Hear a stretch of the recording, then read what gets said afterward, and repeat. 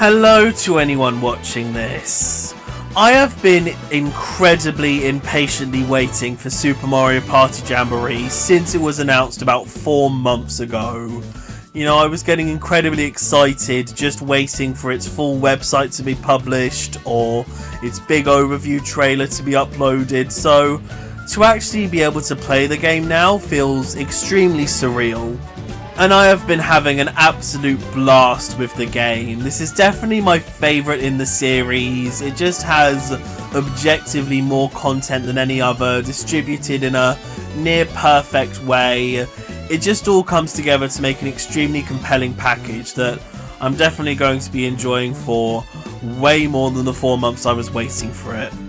So today I just wanted to do a nice big beefy review, gushing over everything that I love about this game, you know, all of its boards, mini-games, modes, shop items. I'm going to leave absolutely no stone unturned to just try and outline why I love this game so much, but at the same time why I think it doesn't come together to make an absolute perfect 10 out of 10 game.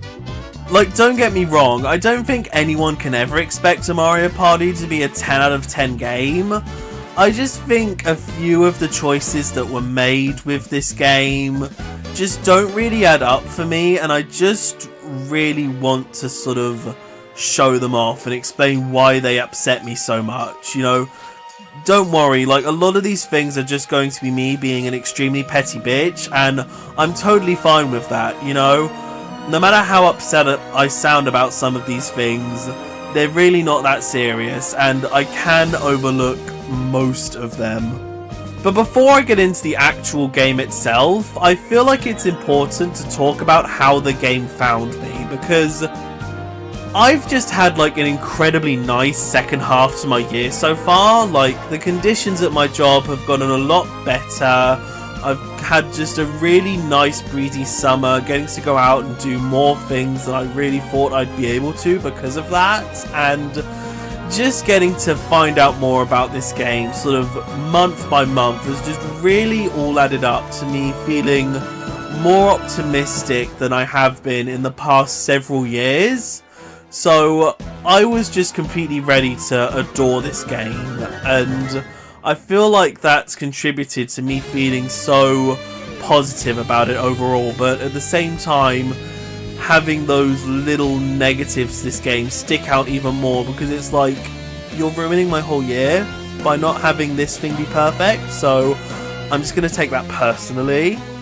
And it's also been nice to just, you know, generally have a platform to talk about why I'm so excited for this game. Like, I was very confidently wrong about a lot of things in my analysis back during the summer, but, you know, I could just look back on that and laugh. Like, yeah, Boom Boom's not playable, but at least I was right about Charge and Chuck not being playable, so it really balances out, and just getting to feel like an active part of the discussion around this game, no matter how minor a part I really had, it's just been really nice. And who knows, maybe this whole review will be a part of the discussion for years to come if I'm feeling really delusional about this video. But in terms of me actually first getting to play the game, just to put a little cherry on top of how breezy this half year has been, the game released while I was on holiday, so it just felt even more special to get to start playing the game while I was just fully relaxed and enjoying myself.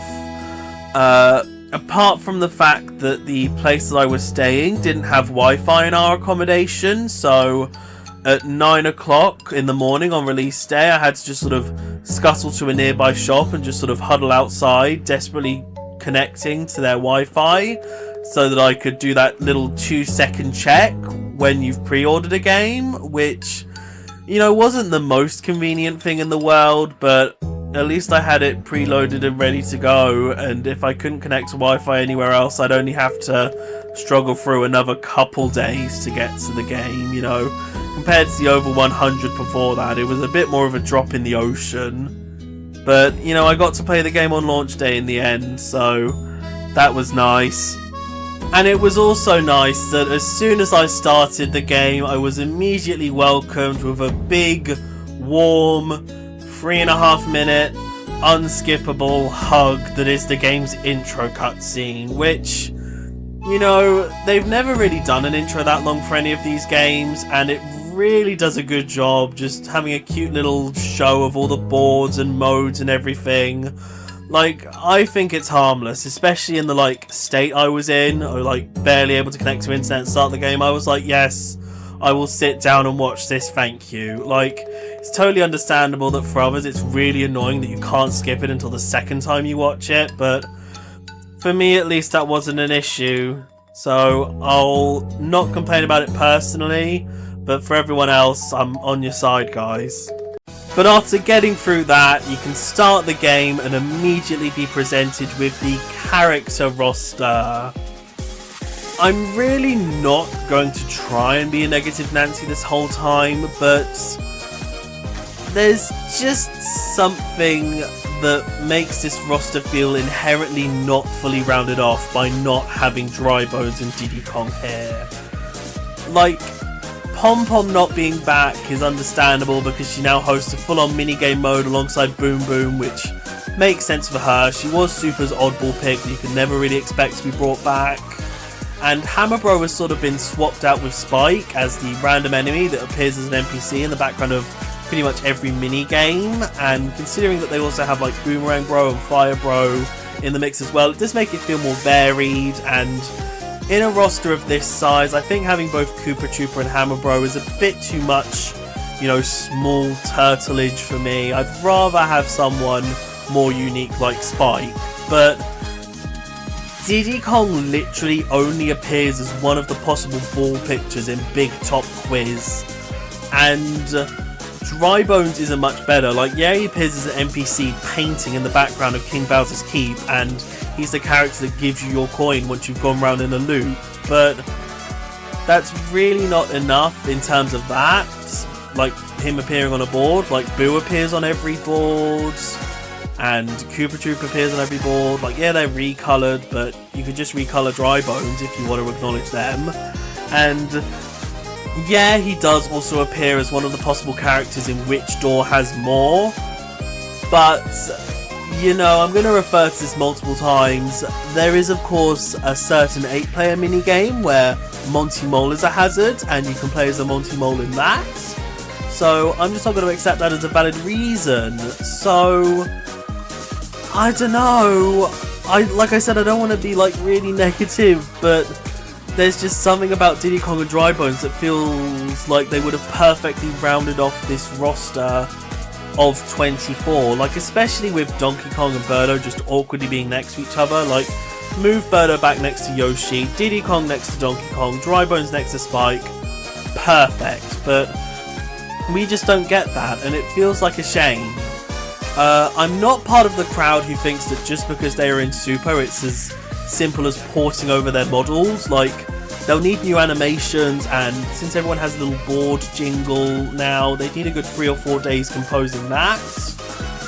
But it's just the fact that neither of them have really substantial roles in this game, and they're both beloved playable characters, that it just doesn't feel right that they're not here. Like, if they wanted to stick to just 22 characters, I would go for this bunch. It just... there's something telling me that they could have easily stretched out to 24, and they didn't, and it's a shame. Like, maybe you could have had Diddy Kong hosting Daily Challenge instead of the Key 2. That might have felt a bit more special, but no, Diddy Kong's just not here at all, apart from that one little picture. Poor bastard doesn't even get to be a sticker. But, you know, I still think there's plenty to praise about this roster of 22 in a vacuum. Especially having both of the Toads back feels so right. They feel like such a perfect little spice up to any Mario Party roster. And just putting either of the Toads with any 3 little enemies, that just feels like a perfect group of characters for literally any situation. So I'm so glad that they're back playable rather than just being off to the side hosting everything for no reason when you have like literally anyone else who could do that just as well. And the pair of newcomers that we got here in quite a few ways feel more interesting than the set of 4 newcomers than we got in the original Super. Like, Pauline was probably an inevitable character at this point to appear in Mario Party, but for me at least it's sort of like how Rosalina wasn't playable in Island Tour. Like, I only would have noticed her not being playable once she'd already been made playable. So for her to appear here, despite already being in pretty much every other spin-off series at this point, I still find it really exciting, and I find it endlessly amusing that she's stuck in her really needlessly tight dress, having to run around all these set pieces. Like, it looks like a mod in the most complimentary way possible. Like, there's something just so entertaining about her that I think is really brought out the best in the party games compared to her appearances in the sports games and even Mario Kart. And while Ninja is more so just another little enemy to chuck onto the pile that are already playable in this game, I do still find his playable timeline to be extremely interesting. Like, he was very, very randomly thrown in as free DLC for Golf Super Rush 3 years ago, and then he randomly pops up here as well. Like, those are his first 2 playable appearances in his entire history of existing, and it does make me interested to see if he's going to have more of a path forward as a more consistent playable character, like how Spike appeared in Mario Party 10 and then randomly Tennis Aces 3 years later. Like, who knows, in 6 years time he could appear in Mario Football. They might find you that, I don't know. And this is probably the best point to talk about how these 2 newcomers are the only unlockable characters, and I'd really like to put that in quotation marks because I genuinely don't understand what they were even going for with making these 2 unlockable. Like, I appreciate having to find them in the overworld, like zooming in and they're shiny and it's like, oh yay, new character, but you can go and unlock them as soon as you start the game. Like, literally just go straight back into the plaza rather than going into any of the other modes, then go back up in the hot air balloon and you can just unlock both of them straight away. Like, why even do it like that? Like, sure, there was no specific shop that you could put them in this game and have them make sense as unlockable from there, but it's just weird that it's only these 2 and it's done so quickly. Like, if Ninja appeared after you get to silver rank and Pauline after gold, you know, that would make a lot more sense. Or if 8 to 10 characters were locked and every time you go up in the hot air balloon you can only find 2 of them, you know, you could just go up and down 5 times, but at least it's, you know, sort of more interesting and technically challenging if you want to go and do something between unlocking characters. So I just don't get why they had to be unlockable like this. Like, there were so many other ways of doing it where you could have had them appear all shiny in the overworld after beating a certain criteria rather than just straight away, but oh well, I got to drag Ninja to my first game of Coupathlon at least. But either way, I have all of the characters unlocked now, and like I've been saying, as a bunch of 22, I just absolutely adore this roster, and it's an extremely me thing, but I just feel that I can make so many different compelling sets of 4 characters to take to any given board at any given time and feel like I'm having a proper party with them, I suppose. Like, just thinking of all the different groups of 4 I could make pre-release was just making me feel happy, and I like to specifically go out of my way to make different themed groups, and I feel like I can do that way better here than with Super Mario Party's roster. But anyway, once you pick your character, you get to go straight into the party plaza. And I said I was going to go into everything, so I will now mention that when you picked CPUs in Super, you picked them at the start of the game, and then they could follow you around the plaza in a nice little conga line, and you all went into modes together. And while I really do appreciate, you know, having all the guys together at once, I do think it's a lot more efficient to only pick the CPU characters as you're jumping into specific modes here. That just makes a lot more sense, and it means it's a lot less arduous to go back and change all of your characters in the party plaza. So I think this is a much better system, even though it feels like you have less of a party when you start, sadly. Luckily, you still get to be in a conga line during offline multiplayer, which is nice, and even nicer is that when you play online with friends, everyone gets to run around the host plaza separately, which, if nothing else, is a good way to keep twiddling your thumbs while everyone else is loading in, you know? It's a nice little touch.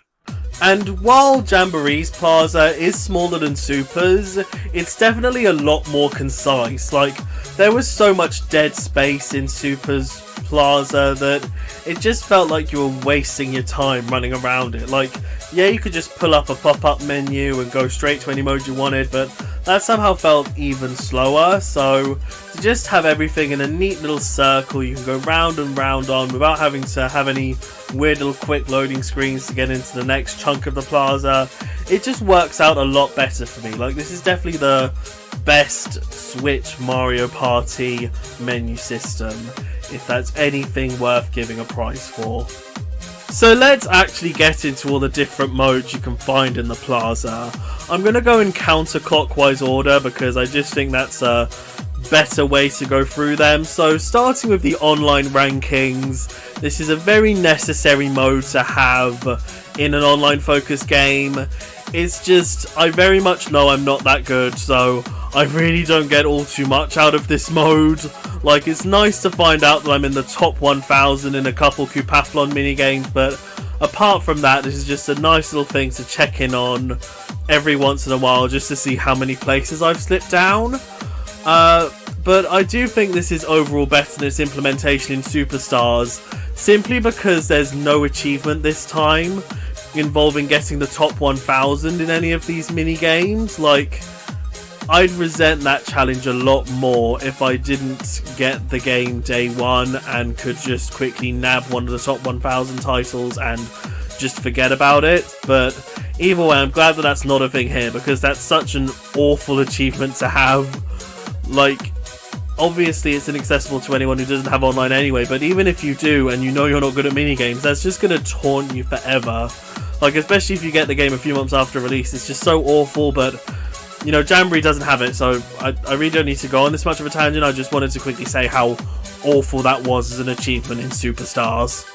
There's also mode rankings here, which are a lot more relevant, as obviously they'll pop up when you go to play any of the given modes, and there is a sticker tied to getting the maximum rank in each of these modes, which I've only gotten the one for Bowser Kaboom Squad so far, and I dread to think how long it's going to take me to get it in any of the others. But you know, it's another thing to just chip away at over time, and since I enjoy the modes, it shouldn't be that annoying to get through.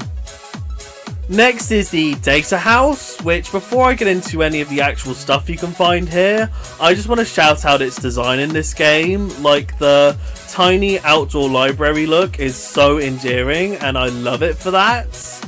Obviously here you have your staff credits and tips, which I never need to go through. Like, I've seen the staff credits once, and even though I didn't really see them, I just was scrolling through my phone because I couldn't skip them, and I already know how to play everything, so I don't need the tips. So the more relevant stuff is in the top 3 options here.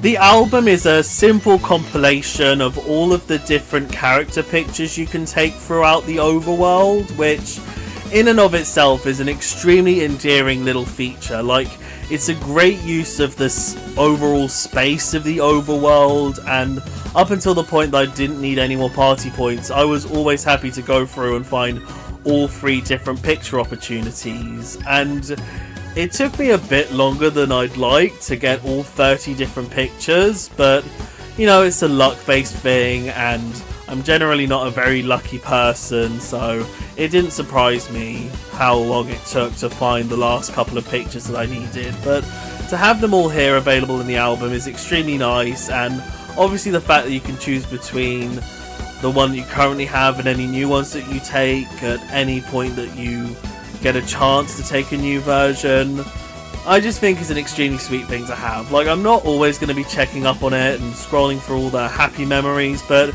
it's just good to have here. The achievements at first felt a bit downgraded from Superstars because they've not got the really cute presentation of all being different stars in constellations related to their different modes, but I think this is a much better constructed list of achievements overall. Like, they all feel extremely achievable. There's no really random or needlessly hard ones that you know are going to take just pretty much luck to get if there are oddly specific criteria within a board game. I just want to take this opportunity to go through each mode's achievements and just pick out the ones that I think best indicate the positive shift in achievement difficulty, just because I think there's like genuinely interesting things to say. So with the Mario Party mode, I really appreciate how each board either has an achievement linked to properly using its board exclusive item or just fully participating in one of its biggest events. Like, it's something that you can just keep in the back of your mind while you play a board, and you can most likely achieve it, and I think that's the most sensible kind of achievement for this sort of thing. And on the harder end of the spectrum, you have holding 150 and 200 coins in Pro Rules, which feels perfectly achievable as long as you're happy to lose, and having an achievement linked to each of the different Jamboree buddies is nice, mainly because it means you can have an achievement title related to each of them, so you can sort of feel like you're picking your team in terms of which is your favourite Jamboree buddy if you're so inclined. Motion Island, I think, has the least good set of achievements, mainly because especially the Rhythm Kitchen ones are more achievable when you play in single player. Because all of the CPUs all perform perfectly, it's so easy to get more than 4 stars in every single mode, so it's easy to just go in single player and achieve them through that. The Toad Factory ones are non-existent, it's literally just play through the entire mode. The only ones that can give a slight good bit of challenge are for Paratrooper Flight School. Like, I still don't know what the volcano eruption one means, but I'll obviously get back to that later. Bowser Challenges has a really fair set of achievements. I like how for Bowser Kaboom Squad, the only achievement that's not just win in every possible kind of way is to get the best rank in all minigames, because again, I'll get back to it later, but it's way too hard to get the perfect rank in pretty much any other aspect, so to just have that for the minigames is good. And for Koopathlon, these are ones that can quite easily be exploited by just going to an AI match and setting it to easy, but then again, they're not asking you to do anything too spectacular. The only real one is to get first place for the number of coins in a minigame, but even then you're normally able to luck into that whenever you play an online match, so they're not bad. The minigame section is the only one that feels a bit hollow in terms of how many achievements it has. Like, you obviously get all of your standard play and win each main minigame mode, with the play 10 daily challenge packs one being the only achievement that takes multiple days to earn. It's just the fact that the only minigames that actually have achievements tied to them are the ones that are high score based anyway. Like, they're all the ones from the minigame records, which is a shame because it feels like you could quite easily make up an achievement for every single minigame, whether it's like get a perfect score in Big Top Quiz or get past 60 as the single player in Cookie Cutters. It just feels like there could have been something like that for every single minigame, which could have made the rewards a bit too easy to fill out. But you know, you could make ones that sort of strike a balance, that you could take a bit of time to get perfect and would only really be able to come back to once you finish the rewards, you know? And pretty much all of the Party Planner Trek achievements you can just get by 100%ing the mode. Like, there's really none with any more nuance to that, apart from the seeing all fortune telling results one, which just seems a bit arduous, and similar to the album, it seems very luck based depending on what items you get when you play each item minigame. But again, I'll get back to that when I talk about that mode more specifically. So yeah, I think it's a perfectly achievable set of achievements. I did think pre-launch there would be way more than there were in the end, but that was probably just skewed by how in-depth I thought the reward system would be, and to be fair, I can't think of too many more apart from with the minigames, and if every single minigame had an achievement, that would probably be way too skewed towards that in terms of the total amount, so it probably wouldn't add up as well. So yeah, I think we got what we got, and I quite like what we got. And in terms of the actual reward system itself, this was just a really cute thing to keep track of in the background as I was going through the game. Like, because it's so easy to get achievements, you'll just keep ranking up and up as you just basically explore each of the different side modes. Like, I got to the 50th one before I even played my first party board. Like, that's how easy it is to clear them out, and I just really like that, you know? The reward system isn't too in-depth, and it really doesn't need to be, because these are things that you want to unlock really fast, especially the boards. So I really like the way that it's done here. I do wish it could have gone on maybe a bit longer, but obviously there's not really too much to add apart from, you know, more stickers of more characters that appear elsewhere in the game. You know, that would have been nice, but this reward system just works perfectly, and I think this should be the way that they do it going forward. So now let's get on to the three main shops in the plaza. Starting with the music shop, I do like how it combines the functionality of this, you know, as a shop with the functionality of the general music player. You know, it's nice that you don't have to hop between menus to listen to a newly purchased song this time, and they're very neatly organised. I like how you unlock packs based on the boards and the minigames and everything as you go through the rewards. The main issue that I have with it is that it simply doesn't have every song in the game. Like, for example, with the Bowser challenges, you don't get access to the nice little ditty that plays after you finish a round. That's just only available if you're actually playing the mode, which is annoying. And also the Rocky Bowser version of Mario's Rainbow Castle isn't here, which... why? You have alternate versions of all of the other boards' music, so why not this one? Were they worried about players having to spend another 100 Mario Party points? Because, as you can see, that's not exactly a problem for me, so that makes no sense. But at least we have pretty much all the songs here, and to be fair, the only one I truly need is Koopathlon 1, so I'll be fine. Next is the sticker shop, which again combines the functionality of purchasing something with being able to use what you purchase, which everything here is just so convenient. I love how you don't have to go between multiple menus just to organise something in the same category. It's just really nice. The selection of stickers is also quite nice. Like, yeah, a couple characters that get cameos in the game like Dry Bones and Nabbit aren't a part of this selection, which is a bit naff, and the fact that not every type of space gets a sticker, it's just blue, red and Bowser, that feels a bit needless. Like, surely it wouldn't be hard to put a little mushroom on a green circle, but overall the sticker selection is quite good. Unlike the cards design selection, like 16 is way too limited. Like, surely there were way more minigames that had a good perspective to put characters on, if that makes sense. Like, there should have been more here. It really doesn't make sense that there had to be so few, because it feels like when you scroll through cards you've been given, you just see the same designs way too often, when this was really one of the main ways you express yourself with your card design. So it's a shame it had to be so limited. In terms of actually designing the cards, it's perfectly serviceable. It's obviously nice to put your favourite achievement on the card, and putting all the characters on is nice. My big critique here is that you're only allowed 10 stickers maximum. Like, that's so limiting when there's so many different characters I want to put on my card. Like, it's probably so that they load easier when you exchange them and try viewing them all, so it's understandable in that regard. And I have seen people perfectly able to spell the word cock out on their card, so it's probably enough. It just would have been nice if it was a bit higher.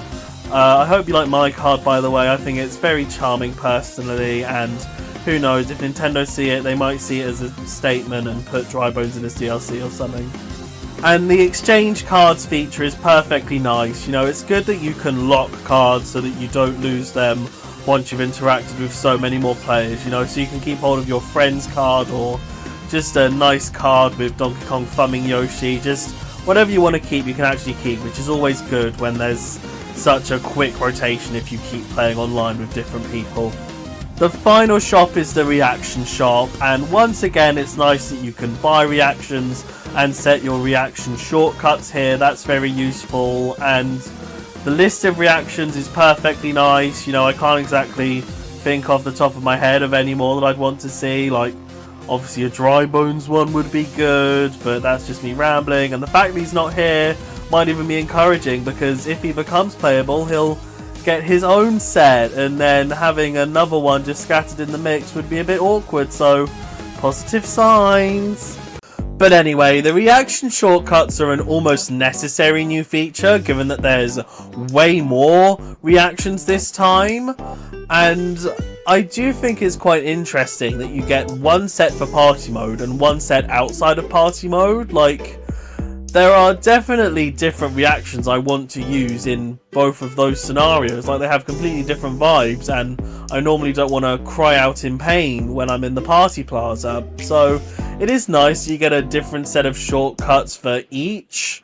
But at the same time, considering how much fun twiddling time there is when you're in the party plaza normally, I don't think I would have minded having to scroll through to find my favourites in that scenario. The main contention people have had with the reactions in this game, apart from the removal of any suggestive connotations from Yoshi's "what" reaction, is their new art style, which, when I first saw it in all the previews, I did think was a bit cheap, but actually getting to see them on the TV at a bit of a further distance, I do think they pop out a lot more than the standard Mario and Friends artwork. And considering all of the new characters that haven't gotten a piece of art from that collection, I do think it makes sense to go for a overall new look for them, especially characters like Pauline. I really don't think would have looked the best in the Mario and Friends art style, so overall I think this new look works, and I do think it would be interesting if in the next game they went for another new set of artwork for them. You know, just keep it fresh in every single game now. You've set a precedent. So moving on, the final main mode in the plaza is the Party Planner track, but before I get into all that, I just want to quickly go through the decoration mode, because there's really not that much to it. You just pick between preset options for a load of different things around the plaza, which is perfectly functional, to be fair, and especially with the boss topiaries and bonus background decorations, it does really feel like once you finish the mode, you've made the plaza a lot grander with all the cute little things happening in the background. And there are enough options for all of the main customizable elements, and I can't really wish that it was any deeper than it is, because at that point they'd just be wasting dev time just having you be able to tweak the colours on the flag. So for what it is, I really appreciate it. Like, it's nice to give my own personal touch to the plaza, and to be fair, they really didn't need to do this at all. It's a luxury just to be able to change the colour of the fountain, so I'm really glad it's here, and it's a good reason to go through all of the Party Planner trek to get all of the different decorations. So it's a nice little thing to the side, but it's not all that deep. But on to the main Party Planner Trek mode, you'd probably think that I'd have a lot to say about the multi-hour single-player campaign, considering how much I've been able to go on about all the other stuff in the plaza, but this really is a very basic mode, and to be fair, when I saw this previewed on the website, I just immediately thought, if I can just get a couple hours free roaming around the boards, playing all the minigames, getting a load of party points, I would be more than happy with this, and I perfectly got that. I really like how they went out of their way to give every single minigame a thematic reason to be where it is. Like, even if some of them purposefully don't make sense, like, it just adds a lot of charm to the mode. You know, even though it was a bit of a inevitable attention to detail, like I couldn't see them just having a board stood there saying, "Go play camera ready." It's still nice to have, and it makes every minigame feel more tied in to their location. Like, I can't imagine Camera Ready not being part of Goomba Lagoon at this point. You know, it's just a nice little association game there.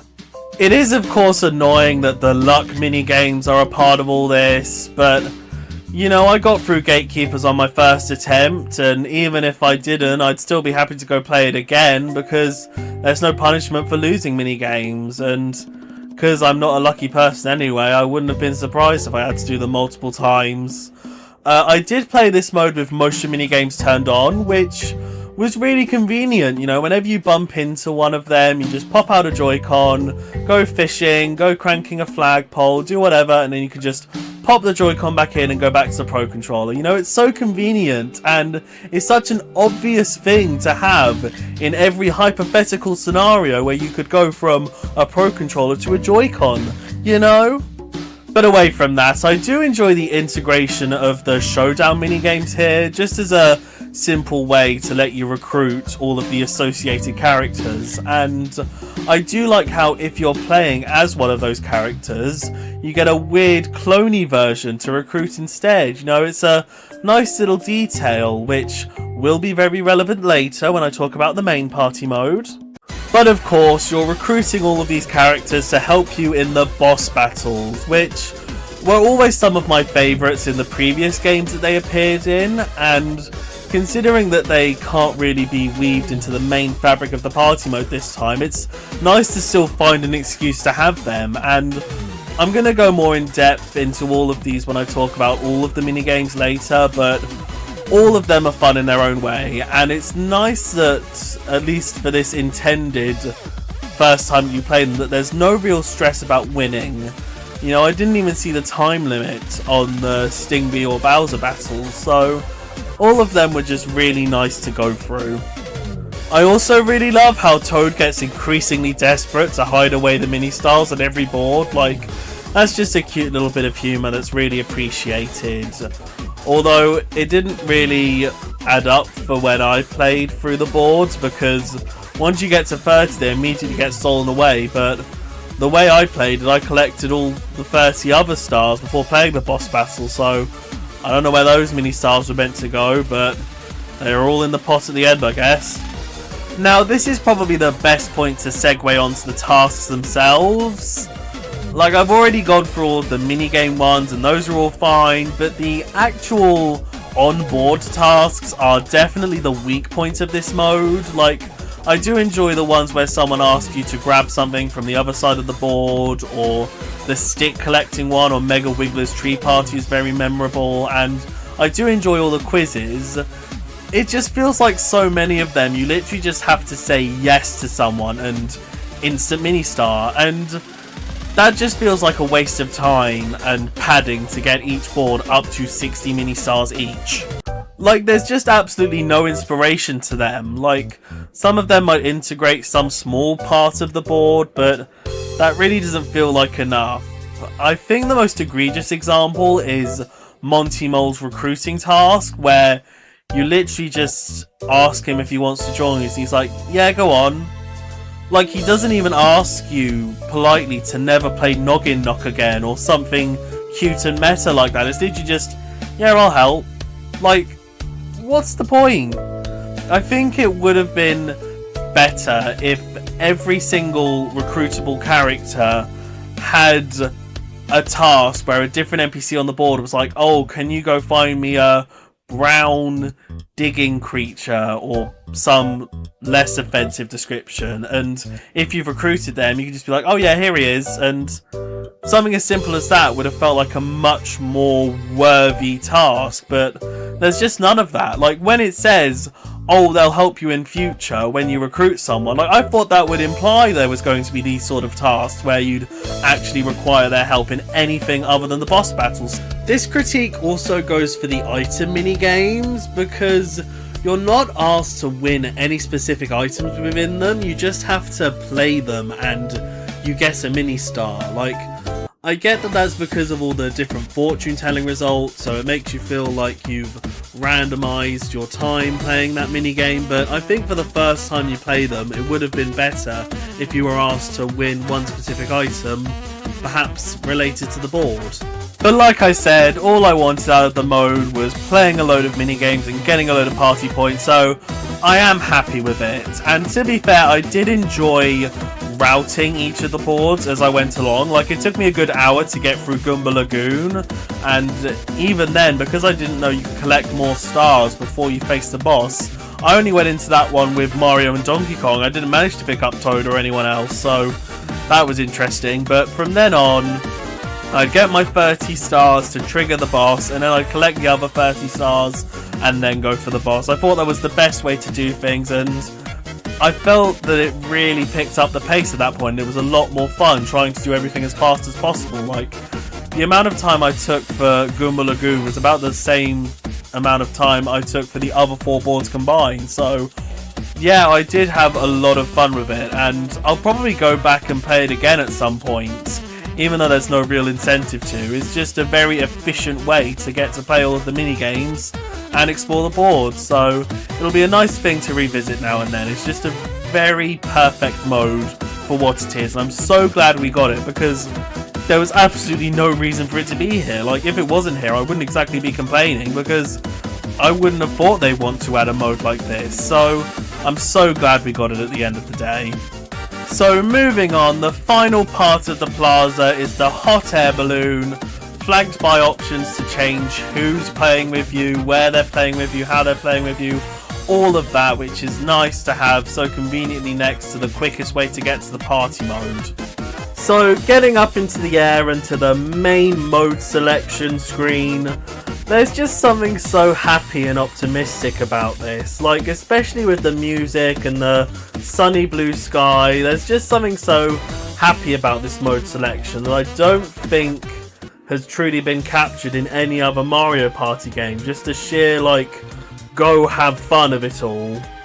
There's also just loads of really cute details, like how Toad's Item Factory and Rhythm Kitchen are on Joy-Con shaped islands, and the general happy vibe is also helped by all of the different photo ops. Like, seeing all the little Mario characters scattered about is so lovely, even though it feels kind of bitter seeing them on the Mario Party section and just thinking about how optimistic I was about getting DLC boards there, but that would be sort of mean and ruin the photo op, so that's probably not going to happen, at least in the context of this exact Mario Party island. But, you know, that's just potential stuff. Let's talk about the stuff that's actually here, you know?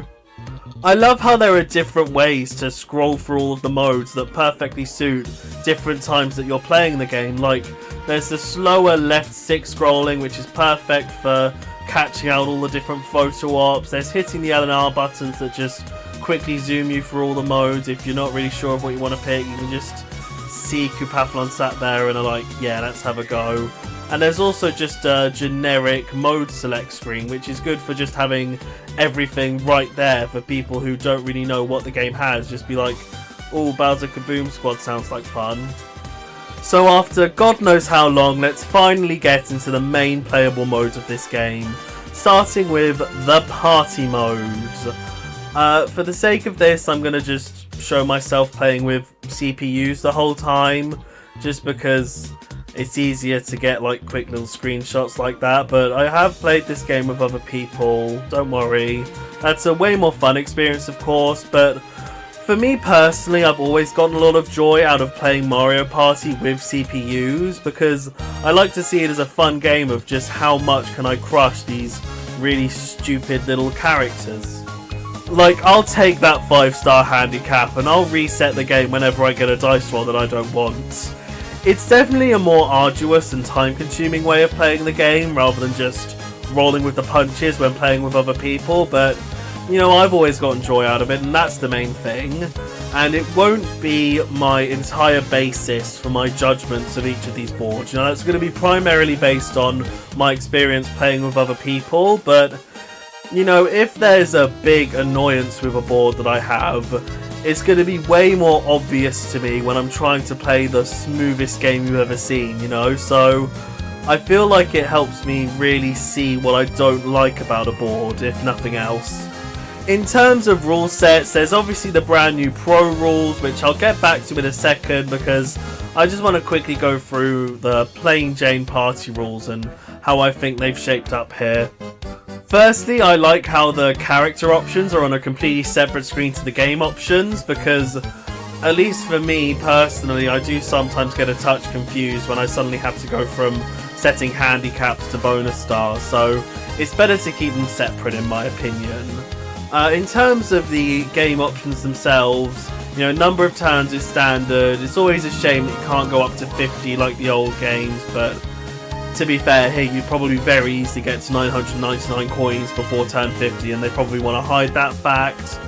Bonus stars, again, I don't like how you can only get 3 bonus stars if you go for the max turns. Like, it should be like a choice between 2 or 3, really. That would make more sense to me. I do appreciate having Classic back again, but the fact that that's been cut down to 2 stars as well, no matter how many turns you have, is also a letdown. But, you know, bonus stars are chaotic enough on their own, so even having 2 is enough to completely mess with a game at the end. It's just 3 felt like the perfect amount of chaos, so it's a shame that it's only accessible under limited circumstances. Minigame help is always a nice option and very much speeds up a game if it's turned off. I like how minigame help just appears in literally any context it possibly can. Like, even in the minigame modes, it allows you to turn off the minigame help not only before going into free play, but before going into the individual minigames. Like, they are obsessed with making sure whether or not you want the help. The motion minigames toggle is genuinely one of my biggest critiques with the game, so get ready for a lovely big rant about this little toggle. I appreciate, obviously, people not wanting to play with motion minigames on. Like, I totally respect that, but if I want to play with motion minigames on, I should also be able to play with the Pro Controller when I am not playing motion minigames. Like, that is a basic feature in the Party Planner Trek mode, so why is that not also available here? Like, yes, it would involve making sure up to 4 people all have a Joy-Con and a Pro Controller at all times, but if we want to go through that, let us. I hate playing the standard party mode with just a singular Joy-Con, but if I want to play with all the party-based minigames, I need to have it on. And it could be made up for if there was, you know, a really good amount of non-motion controlled party minigames, but there simply isn't. Overall, most categories have a couple less than they did in Super, which is really disappointing. Like, as an overall group including motion minigames, there's a perfectly fine amount, but the fact that to access all of them I have to play with a significantly worse controller, I just hate it, especially when this is happening for literally no reason and the game's just being petty. Like I said, it would be more annoying to have to swap between Pro Controller and Joy-Con whenever we played a motion control minigame, but just let us. Why could you possibly not just let us? I hate everything. Like, for me, this definitely feels like the breaking point in terms of having motion controls just generally in Mario Party. Like, if you want all your side modes to have it, that's fair enough, but I think for the next game it would be much better if the main party mode was just purely buttons. Like, I think that's just a fairer way to do it. It means that everyone gets access to more content at the end of the day, and I think it'd just work better like that, unless they want to go back to the original Super Mario Party and have that completely reliant on motion controls. Like, I'm equally supportive of that. Like, yeah, it would be annoying to just have the one Joy-Con the whole time, but if the game is based around it, I can totally live with that. The fact that this has to forcefully segment itself, it just doesn't feel as right, and it really lets down the whole party mode in my opinion. But, you know, obviously not in a complete way. Like, I do still enjoy it at the end of the day. It's just so annoying, and it genuinely makes me want to play the party mode less, knowing that there's this big of an issue with it. To me, at least. I guess this is probably a non-issue for a lot of people, but I just get really upset by things that don't make sense, and not being able to just use a Pro Controller for most of the party mode when you have motion controls on. Absolutely no sense to me.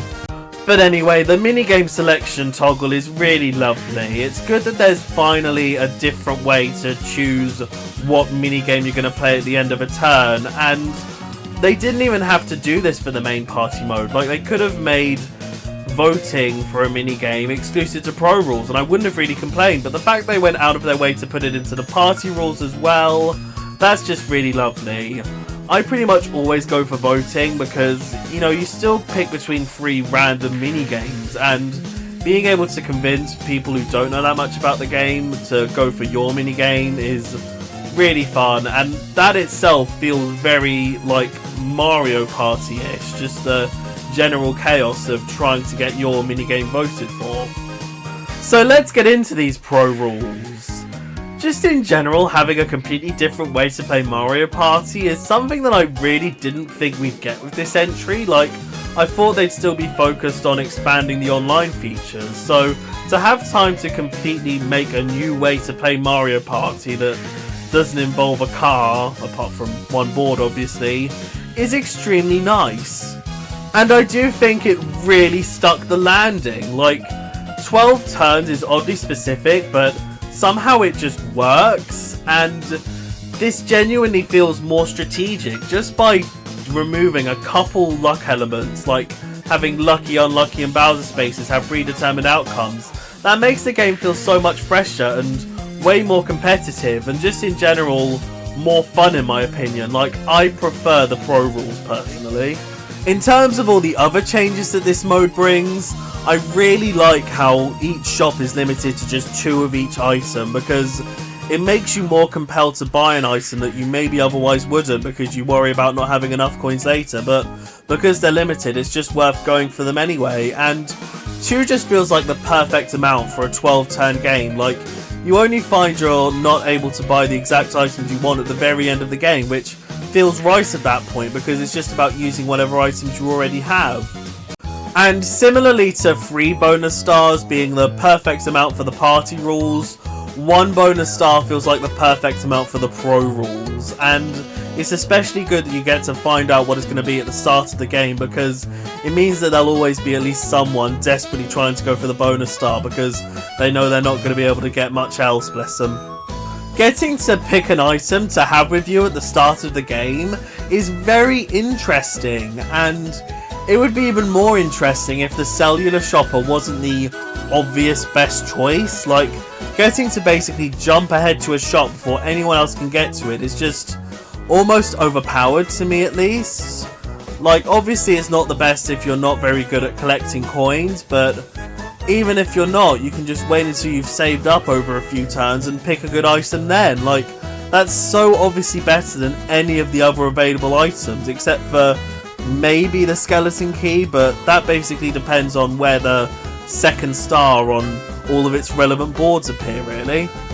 The only slight disappointment is that a couple of the party rules have been needlessly removed. Like, limiting the minigame selection to just voting feels off. Like, yeah, voting is better, especially for this mode, but like I said, you still pick from random minigames for it, so why not have the random selection as well? It really wouldn't hurt. And removing handicaps, like, yeah, having a 5-star start would be way more broken in this mode compared to party rules, but it's a player choice whether to have the handicap on or not, so if they want to break the game, just let them. It's not like it'll crash, it's not that kind of breaking the game, you know, it's harmless.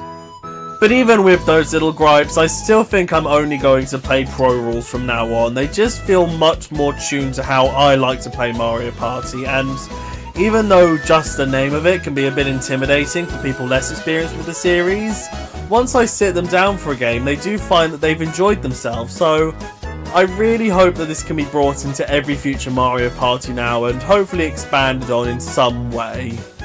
But now we've gone through the rules, we can talk about where we actually get to follow them. There are of course 7 boards, 5 new, 2 retro, which I think is a perfect mix going forward, because you have 5 new boards that can get plenty of love put into them, alongside 2 older boards that can be brought back in all their glory and tweaked. It just feels like the most efficient way to have a high amount of boards, because you don't need to think about an entirely new layout for all of them. I also really enjoy how there are 5 standard boards and 2 linear boards, because it means that no matter what type of boards you enjoy, you have options. Like, that's definitely my biggest critique with games like Mario Party 8.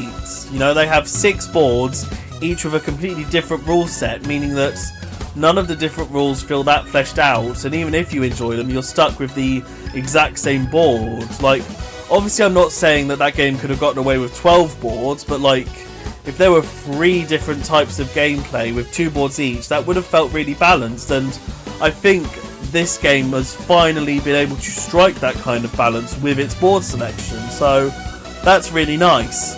I'm not going to explain how to actually play Mario Party here because I fear this video is already patronising enough. Like, you know that it's 20 coins for a star, you know how each of the different spaces work, I don't need to go through any of that, but I would just like to go on a bit of a tangent about the item space, if you don't mind. So in the original Super, when you landed on an item space, you simply hit a little roulette block and got an item from that, which worked perfectly fine, but in Superstars, when you landed on an item space, you got to play one of 5 classic item minigames to determine which item you got, which also worked perfectly fine, but in this game, they try and combine both together, and it just doesn't work. So when you land on an item space here, you get a roulette block, but one of the options you can land on is an item minigame, which sounds like a good idea, but it's when they had to start balancing it out that it really falls apart. Like, because the item minigames are a lot rarer, they're a lot easier. Like, you pretty much get whatever item you want as long as you're generally looking at the screen while you play it then. But in order to balance that, so it's a lot harder to consistently land on an item minigame, they made the roulette spin a lot faster, which basically means it's entirely luck now. Like, back in Super, if you were good, you could time it, like tracking what items were appearing when, to get the item that you want, but that's pretty much not a thing here, so they made the item space a lot more luck orientated, which is just not as satisfying.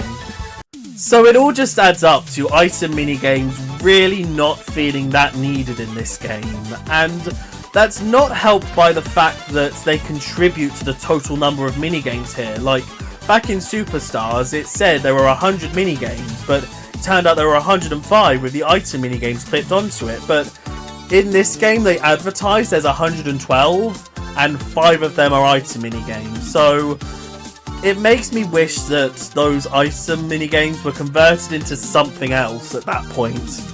I think Prize Line could have made for a really cool Coupathlon minigame where instead of item results, it's instead coin totals, and you have to keep going on the lines and trying to get as many coins as possible while avoiding a dud result that slows you down. You know, something like that I think would have added a nice bit of spice to Coupathlon roster.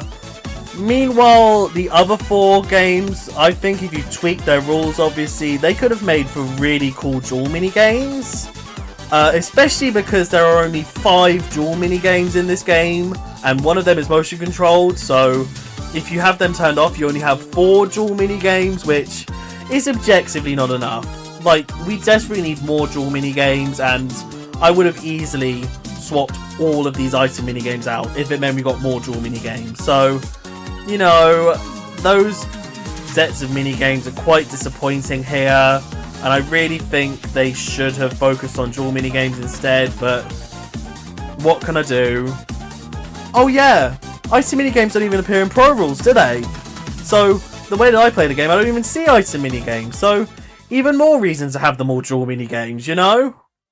But, tangent over, let's talk about the boards. I'm just going to go from my least favourite to favourite and go over their gimmicks and overall layouts and what I like and dislike about them. So, at the very bottom, and the only board that I think is really bad in this game, Goomba Lagoon.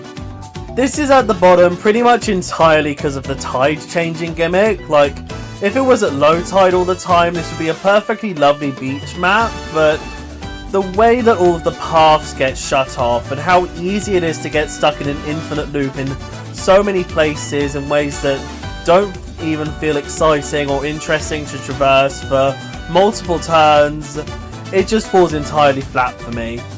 It just generally brings the entire pacing of the game to a crawl, especially when the star will respawn on the opposite side of the board where nobody can reach it until the tide lowers.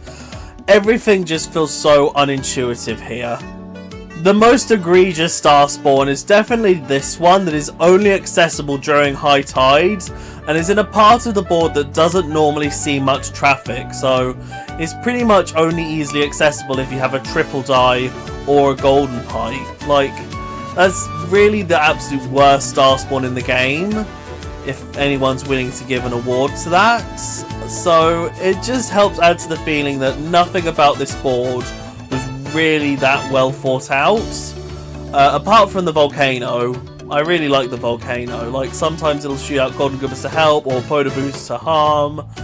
You know, that's a really cute extra gimmick, but even then it's only limited to the top part of the board, and maybe the little infinite loop you can get stuck on at the right, and other than that it doesn't really affect anyone, so even that feels like it could have done a lot more. So yeah, I just don't really take to this board, but luckily it's the only one in the game that I really don't like. You know, it's pretty much entirely positivity from here, mainly because I don't know how to critique otherwise normal boards.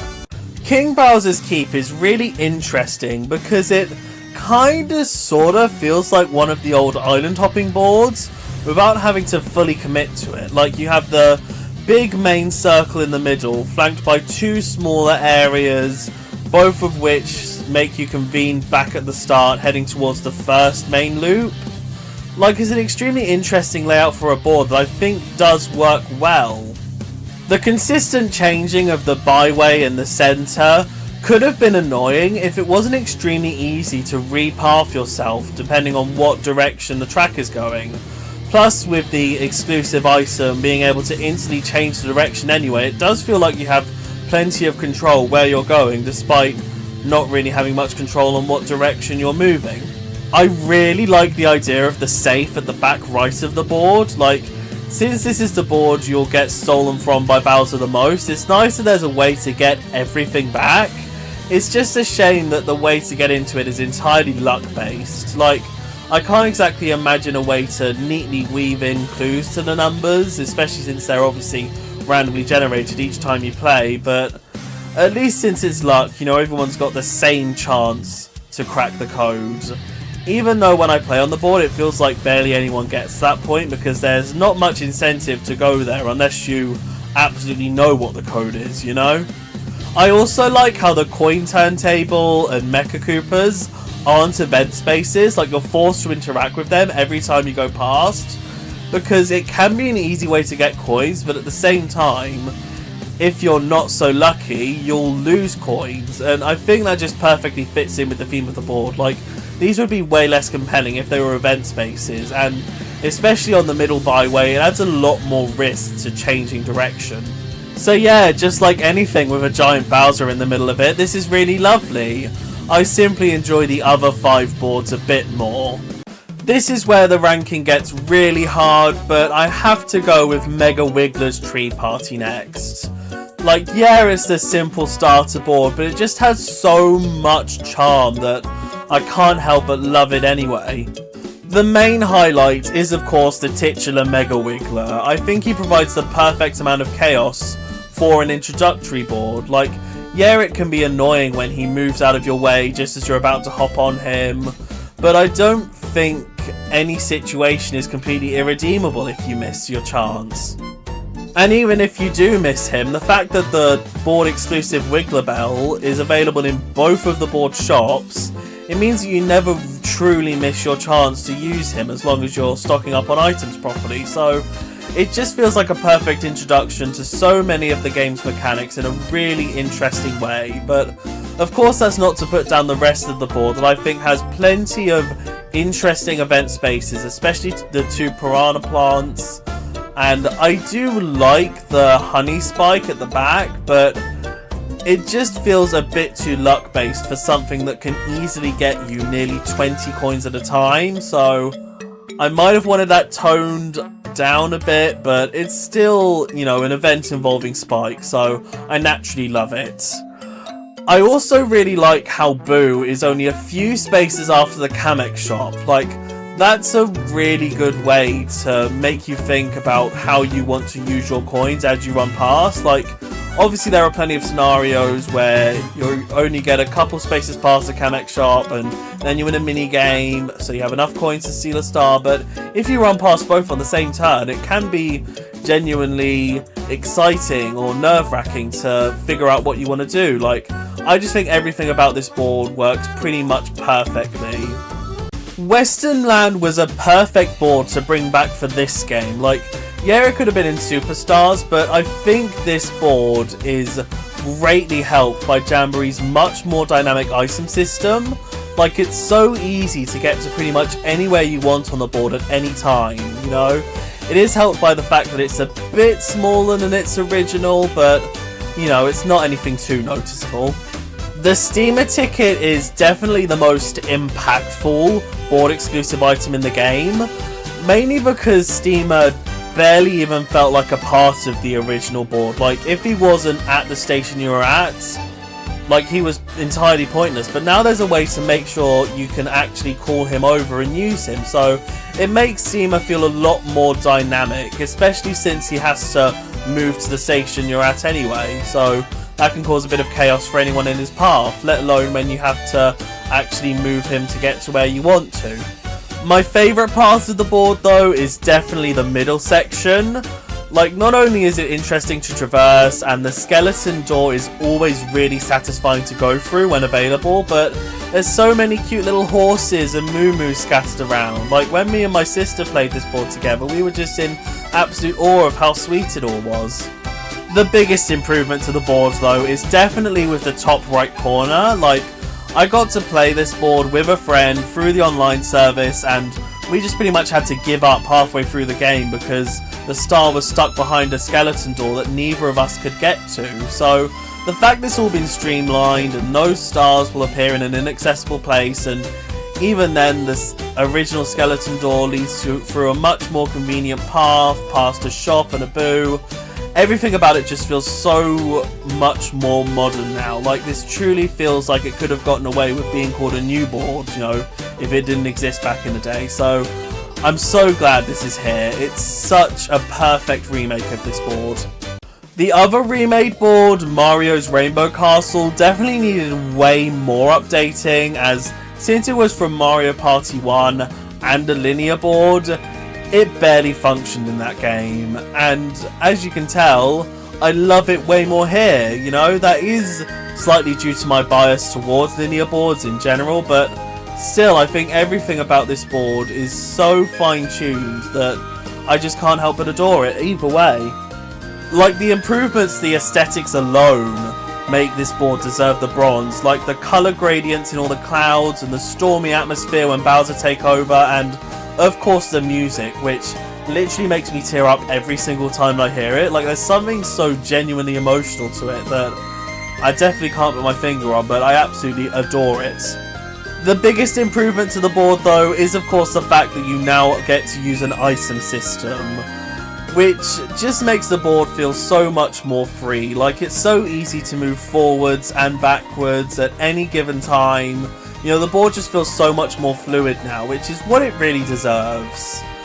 I will say that I'm not the biggest fan of its board exclusive item, though. Like, the Tower Turner is of course the most obvious thing for a board exclusive item here, but the fact that it costs 20 coins and isn't guaranteed to turn the tower is a bit of a letdown. Like, it definitely should have been cheaper if there's such a big risk to a Hail Mary like this, but you know, I'm glad it's here at least. You know, it does add a bit more excitement to the board. So yeah, I just think pretty much everything about this board is so endearing and lovely and linear, quite simply.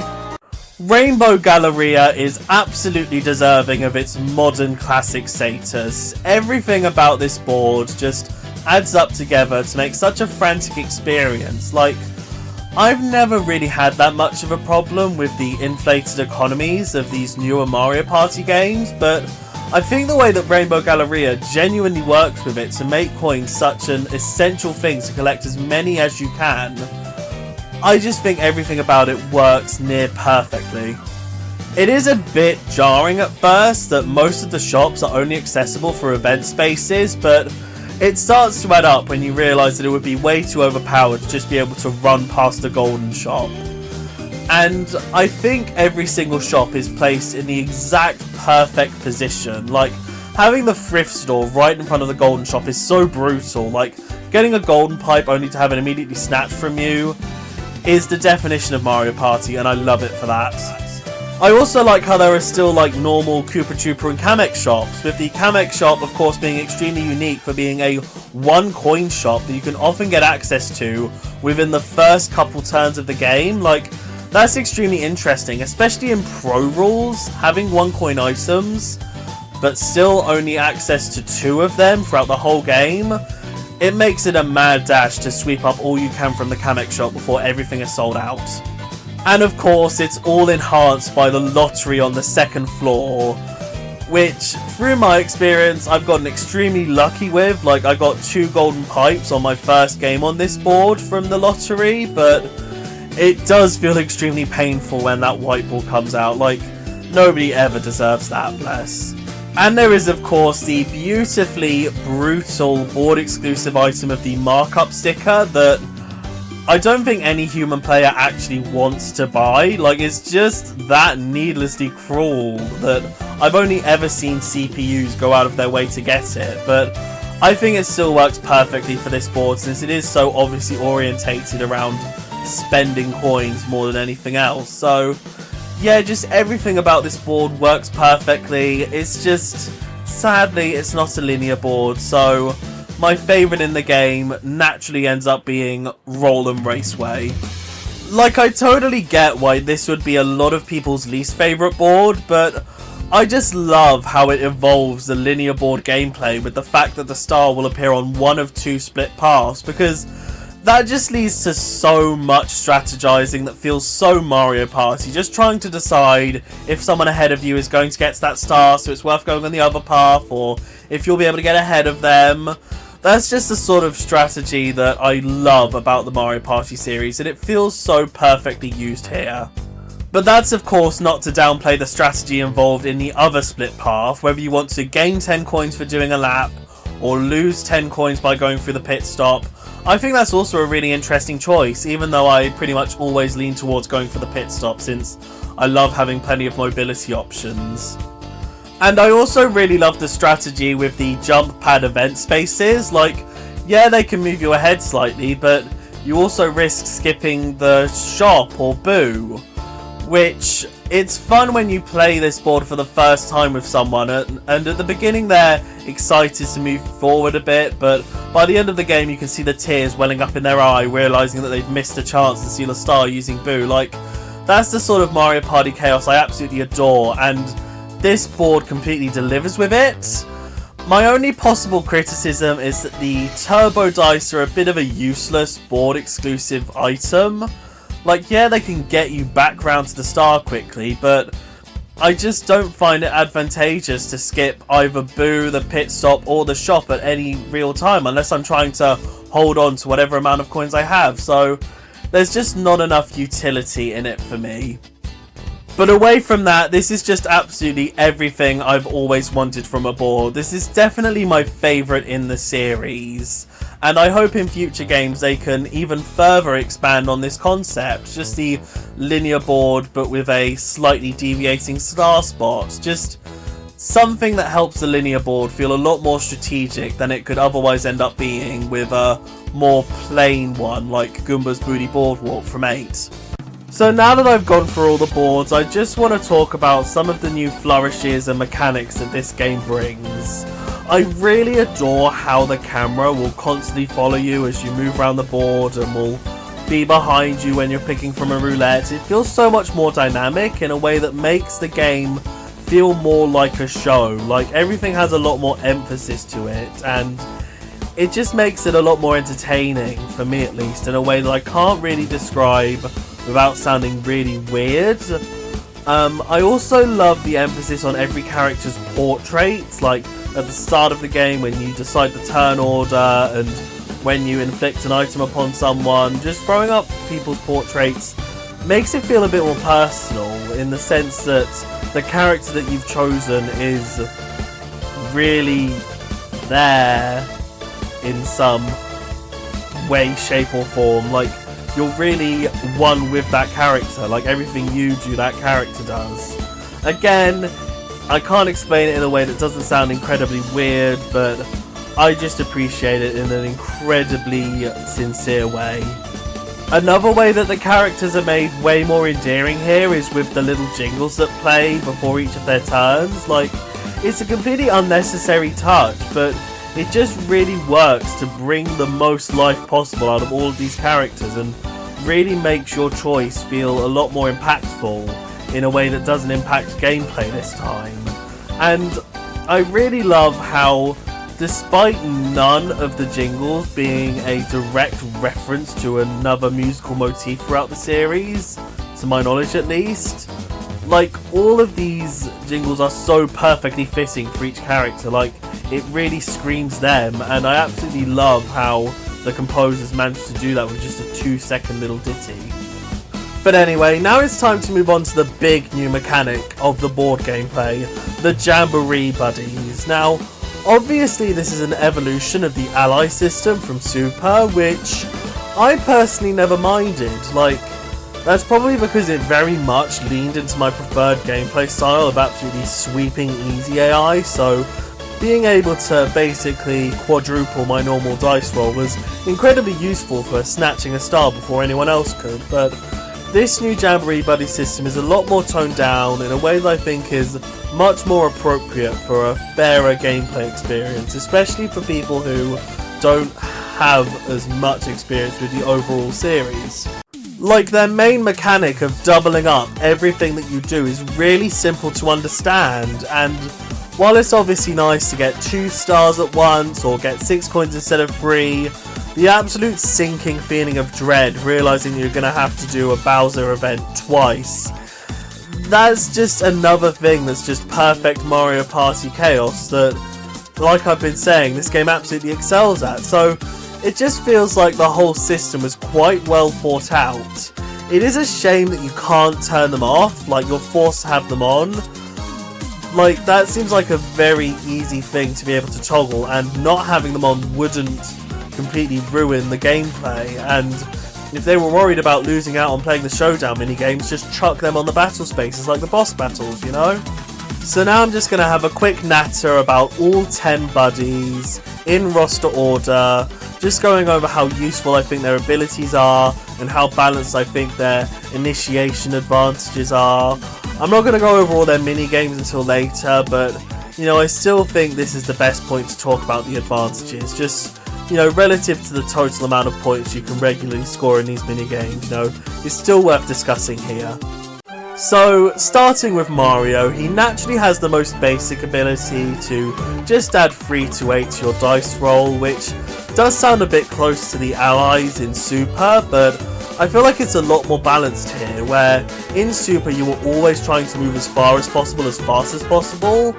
In Jamboree, there are plenty of scenarios where you really don't want to move that fast, so while it can be nice to get the maximum of 18, sometimes you really want to be more towards the minimum of 4, and I think all of that just really naturally balances his ability out, unlike his initiation advantage, because the maximum score you can get in 3-peat is 15, so to have a starting boost of 3 is a bit much. Like, obviously when you're playing with AI and you sweep it and get the maximum anyway, it doesn't really matter, but when there are some really close games with real people, like, that 3-point bonus can be devastating and almost not worth playing, Shy Guy says at that point, because you just know there's no point. So that could have been a bit better. I would have said 2 would have been a much better number, but, you know, it could have been higher, could have been 5. Luigi naturally has a slightly quirkier ability, which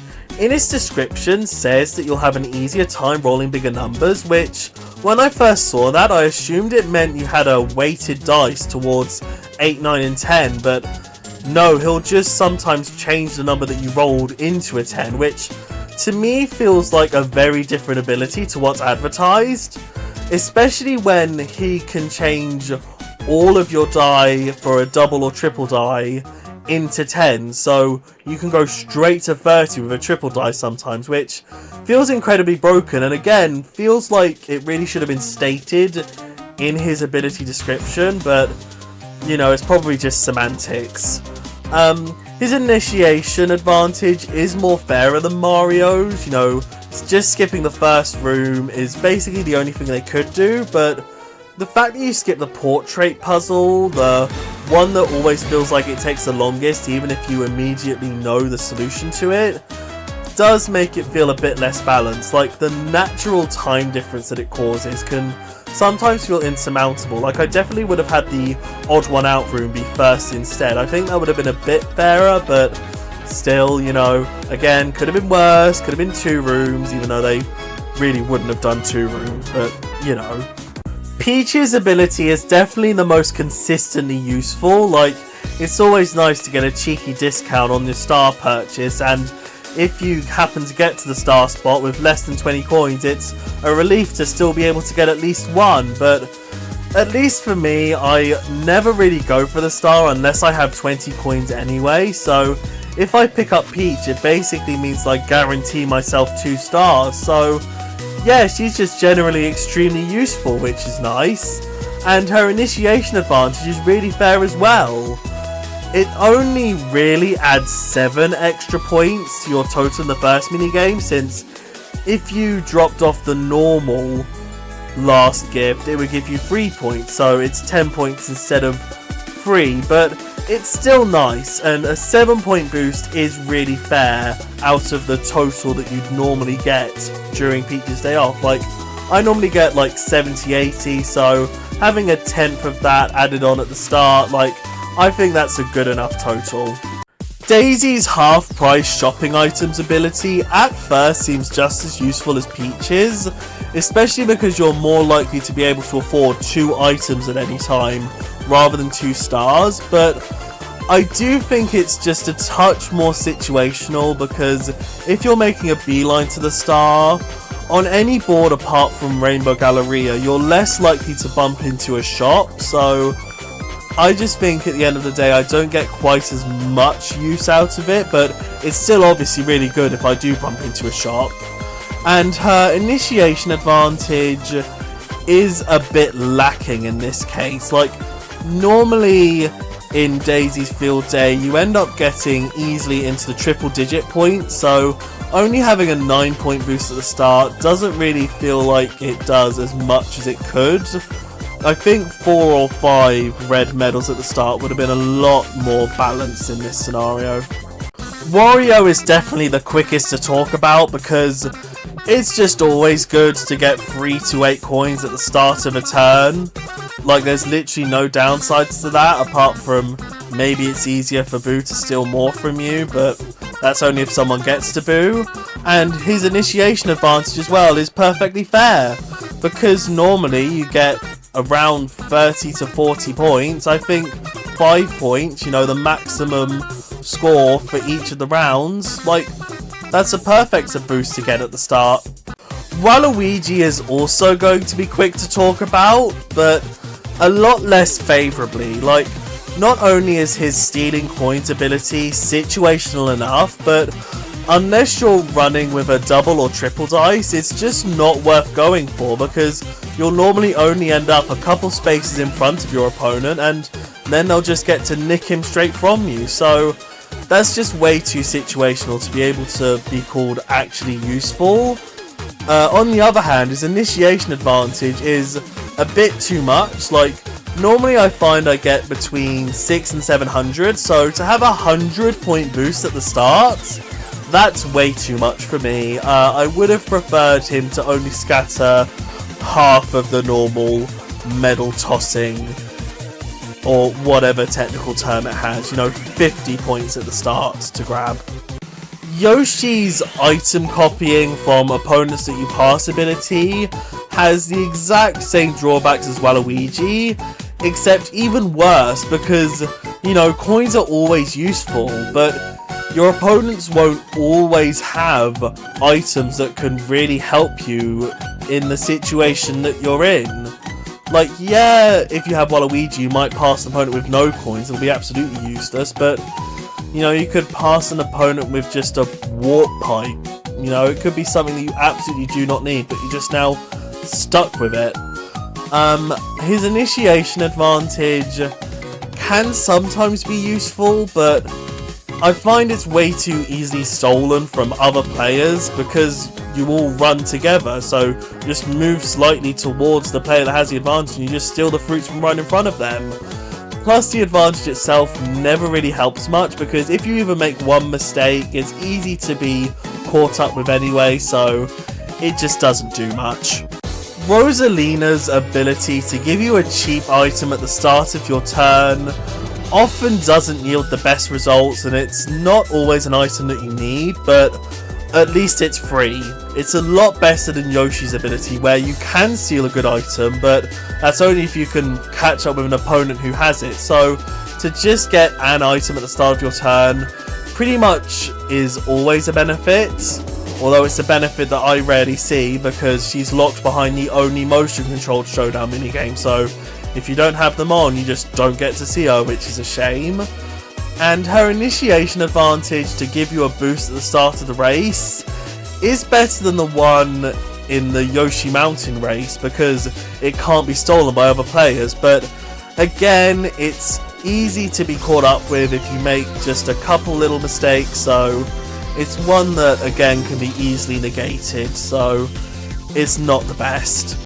Donkey Kong's ability to move you to a random space basically amounts to a way weaker version of Rosalina's ability, because if you think about it, Rosalina can give you a pipe as one of the possible items that she can give you, but Donkey Kong basically gives you a warp pipe to instantly use if you accept it. So in essence, it's Rosalina's ability, but way more limited, but you know, at least it's a consistently the same item, so swings and roundabouts. His initiation advantage is the most broken because the extra space that it gives you to get a great timing with each of your bongo hits is way too generous. Like, even as a relatively good rhythm player, when I played against someone who got the advantage, he was just getting every single note perfect with barely any effort put in, so it's basically a free win unless you are literally perfect and whoever gets the advantage isn't paying attention, so yeah, that's a bit broken. Bowser Jr.'s slap on a half coin steel trap on the space that you land on ability is inherently situational. Like, you obviously need another player to actually land on it to get any use out of it, but at least it's not the kind of situational like with Waluigi or Yoshi where you put yourself at risk of getting your buddy stolen by trying to use their ability, so that's nice at least. You know, it's basically similar to Rosalina and Donkey Kong, a free item, so you can't really complain apart from how much use you get out of the item that you're given.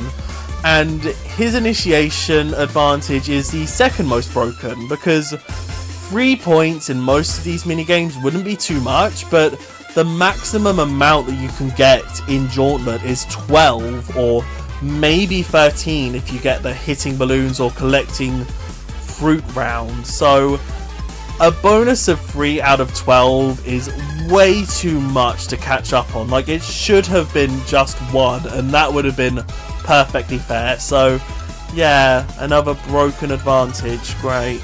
So yeah, I do think there are quite a lot of drawbacks to pretty much every single buddy, but do you know what?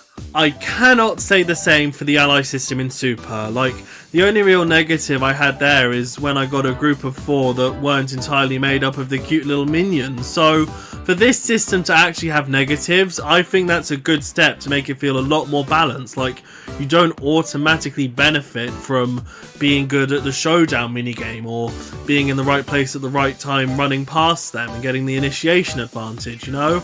I think this system works out a lot better than allies, and even if I was given the option to turn it off, you know, I probably wouldn't, because I just really enjoy it.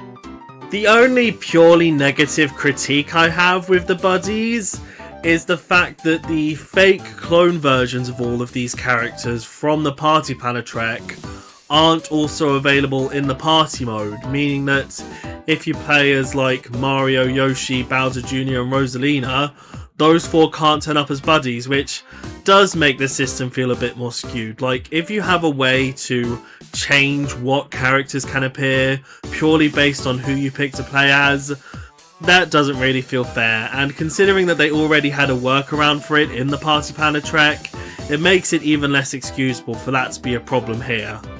Oh, and also, this isn't the most natural segue, but I don't really know how else to transition to something else I feel quite negative about, and that's the distribution of the boss battles within the board game mode. Like, I am 1,000,000% down with them being purely battle mini-games. Like, that makes total sense for them because the stakes are naturally higher, and in general I find that the battle games work a bit better if they are a bit longer.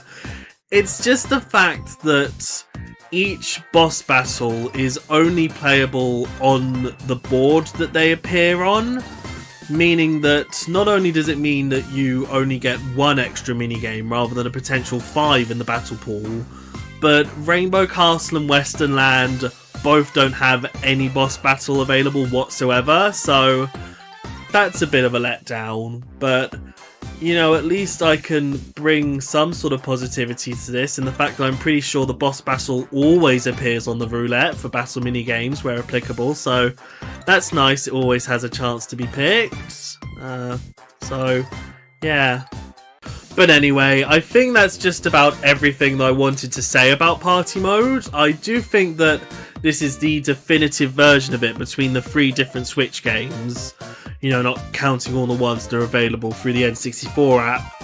I do think at some point I will be going back to the original Super and Superstars just because of what they do differently and how that might appeal to how I want to play on that day, but I think Jamboree has the best set of boards, the best rule set, the best gimmicks, all of that. You know, all I could possibly ask to improve it is extra boards, only if they feel like it, obviously. We do have enough already, and the ability to tweak more rules like turning buddies on and off, having a handicap in pro rules, all the stuff like that. You know, I think they don't even need to tweak them if they don't want to, but if they do, I think we'll call this an absolutely perfect party mode for what it is. You know, no party mode will ever be perfect, but this is definitely the closest we've ever gotten.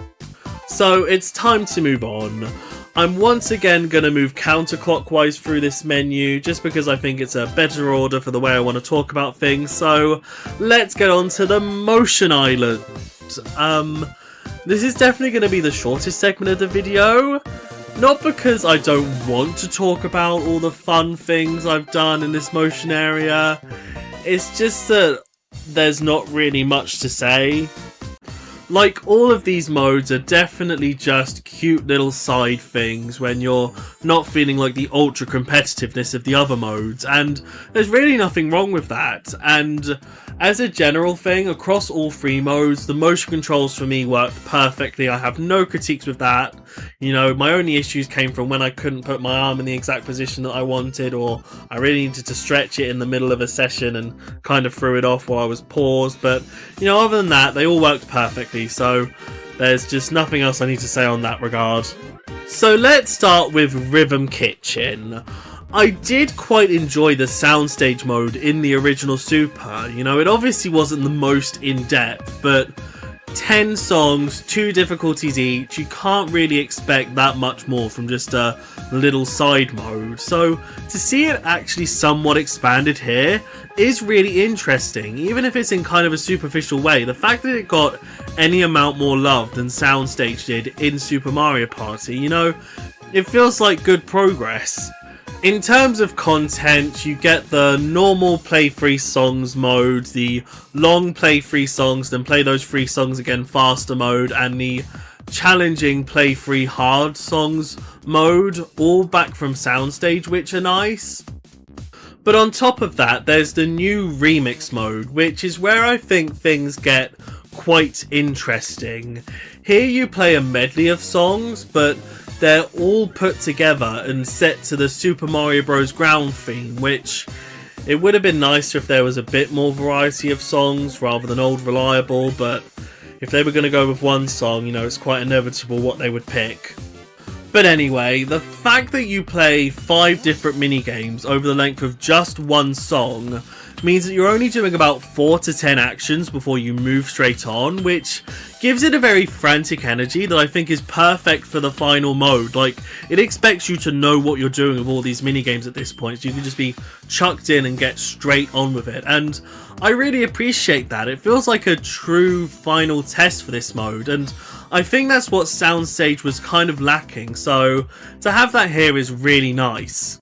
The other main change from Soundstage is the fact that this is a cooperative mode now. Like, you're all working together for a final grade at the end, which I think is a very interesting choice. Like, Soundstage worked perfectly fine as a competitive mode, but the fact that there was no real interaction between players during the songs, yeah, I can totally see why it would be more sensible to have this be a cooperative mode.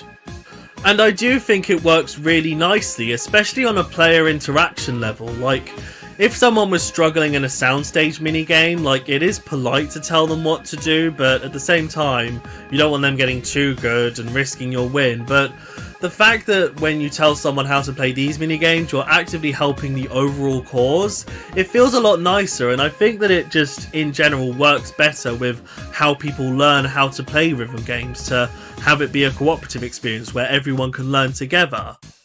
And at the same time, because it tracks how well everyone's done, and it has a stat sheet at the end showing everyone's scores between all of the minigames, you can still totally play it competitively. Like, just count up who did the best and there's your winner, but you don't need to do that. So the fact that you can play this both cooperatively and competitively, like, it's objectively better than Soundstage in that regard. So I really love that that one little tweak just inherently makes the entire mode better in so many different ways. It's a really good feeling. So yeah, I absolutely love Rhythm Kitchen here, and it's definitely a mode that I'm going to come back to, more than maybe even some of the minigame modes. And before I move on, I just want to shout out how cohesive I think the overall cooking theme is. Like, not only is it nice for all of the minigames to have a thematic link this time, rather than all just being really different in the Soundstage mode, but the fact that you all work together to make a dish that you then see the Yoshis judging at the end of a session, like, there's just something really nice about that. Like, it feels properly thought out that they wanted it to all be cooking, because it works with how you get judged at the end of the minigames, it works with how you play all the minigames. It's just a really nice, cohesive gel for this mode to have, and it's completely different from any other mode in the game. Like, obviously apart from something like Sandwich, which is you jumping over sandwiches, and that's food related, but you know, it's nice that this can have its own distinct identity in terms of its minigame set. So let's move on to Toad's Item Factory. Definitely the mode that I have the absolute least to say about. For clarity, I did play this all by myself, mainly because I'm far too self-conscious to ask anyone else if they want to play this mode. This is a very, very simple puzzle mode in my opinion. I do think that I benefited a lot from playing by myself, because you play it using 2 Joy-Cons and having to concentrate, making sure that you tilt, twist, flick, whatever, each Joy-Con in each hand was quite an interesting challenge. Like, it was fun to keep up and try and make sure I knew what I was meant to be doing. But that was the only real source of difficulty that I had. Like, the fact that the ball is so floaty while you play, it just means that you have way too much time to figure out what you're meant to do and then do it. Like, sometimes you can over or underestimate how much time you have, and that's a bit exciting, but apart from that, it all just moves a bit too slowly for me. And yeah, there are 30 levels, so you'd hope that at least one of them would be memorable, but they're really not for me. Like, I can remember all of the different gimmicks, like the moving platforms, the cannons, the fans, all of that, but none of them really felt like they were used in overly creative ways. Like, the level design is much more suited for working cooperatively and shouting at people, telling them what to do. So overall, I think there's just not really enough to this, and considering that it's our only real puzzle mode in this game, it is a bit of a letdown. Like, yeah, we've not got Candy Crush clone number 370, but I just think this mode needed a bit more time in the oven to truly make it feel unique. Like, maybe if there was a level editor or a more difficult mode with less, you know, wooden blocks around to bounce off of, I think that could have made it more interesting. But as it is, there's really not much to this mode other than another hour of game time, a few extra achievements, and a bundle of party points to be gained. So let's move on to Paratrooper Flight School. Definitely the most interesting out of the motion modes. Like, when we got a snippet of it in the first trailer back in June, this was definitely the most mysterious part of the game. Like, just Mario and Luigi flapping about in some really not the best textured or interesting looking 3D environment. Like, there was a lot of intrigue surrounding this, and I do think in the end, once you go through it all, it's not as mysterious as it seems, and I don't know if I'm saying that in a positive or negative way, to be quite honest. The weirdness starts before you even properly enter the mode, as you're only allowed to play as Mario and Luigi, and if you're playing in single player, you're stuck completely as Mario, which I appreciate them being honest about it before you even enter, but all other 20 characters are perfectly fine and playable in all 112 minigames, so I don't know what kind of time they had left to only be able to animate 2 out of 22 characters flapping about with some wings on. Obviously there is the taxi mode where Peach and Bowser are pick-upable people in that, but just change it to Daisy and Bowser Jr. if you're playing as those two, if that's the sort of issues you bumped into. Like, there are a million different ways to navigate this, so it's just kind of confusing that you're stuck as those two, but again, at least they're honest about it, and you can sort of formulate a reason as to why they might have done it like this. Next, let's talk about the controls in this mode. All of the motions that you perform are intuitive enough and work well. It does take a bit of time to fully understand how you gain altitude. Like, it took me way too long to realise that you're meant to just keep flapping over and over until you start flying. Like, just flapping once or twice does not mean that you get to glide up about 2 meters. Like, you need to keep going and gain consistent altitude before you can start properly moving in the way that you want to. It's just, you know, holding out your arms, like, entirely stretched out for any sort of prolonged period of time is just a bit painful. Luckily, I managed to find a way around it. I like to just hold the Joy-Cons right in front of me, you know, sort of dumbbell grips, and I think it works perfectly fine. Like, as long as you still imagine yourself in the same position holding out your arms, and you can just flap about your hands instead. I find it a lot less painful, and it worked perfectly fine for me. I'll probably be able to put up some graphic imagery showing what I mean with how I play the mode, and I seriously recommend playing it like this. I overall find it a bit more intuitive than sticking out my arms. Mainly because as soon as I get a twitch and I need to stretch my arm, it's like, oh, Mario's gone off in a direction, I can't control him, he's gone, bye, oh, he's died. You know what I mean? So it's nice to have a more consistently painless way of playing the mode.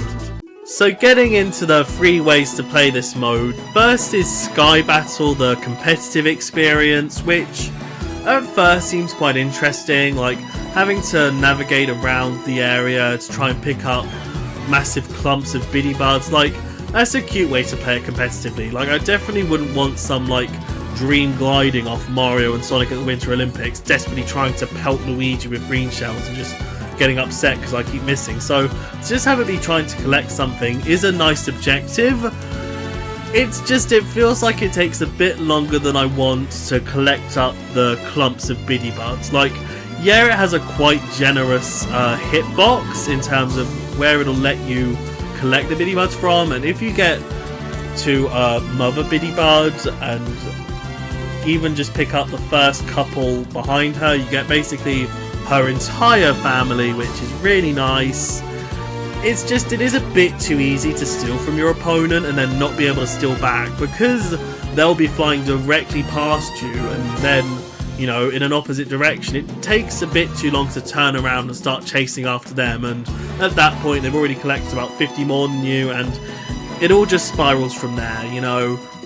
I don't think this was the best thought out, and I think if this had a changeable time limit, or if you were unable to steal Biddy Buds from an opponent, like even if that was just an on-off toggle, I think this would have been a bit more compelling. But as it is, I played it once, I won, I'm happy with that, I don't need to try it again in case I embarrass myself.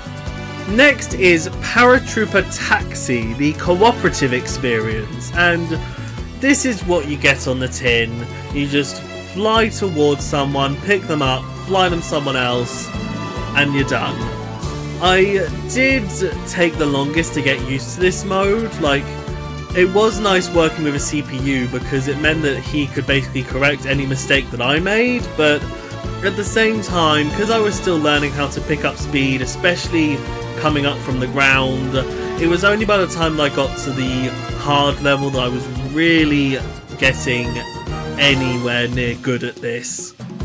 And because of that, I do appreciate how generous they are in terms of your clients falling out of the basket. Like, I think the worst I ever did was having one Goomba fall out from one of the Goomba towers, and other than that, I've been completely fine with carrying across passengers.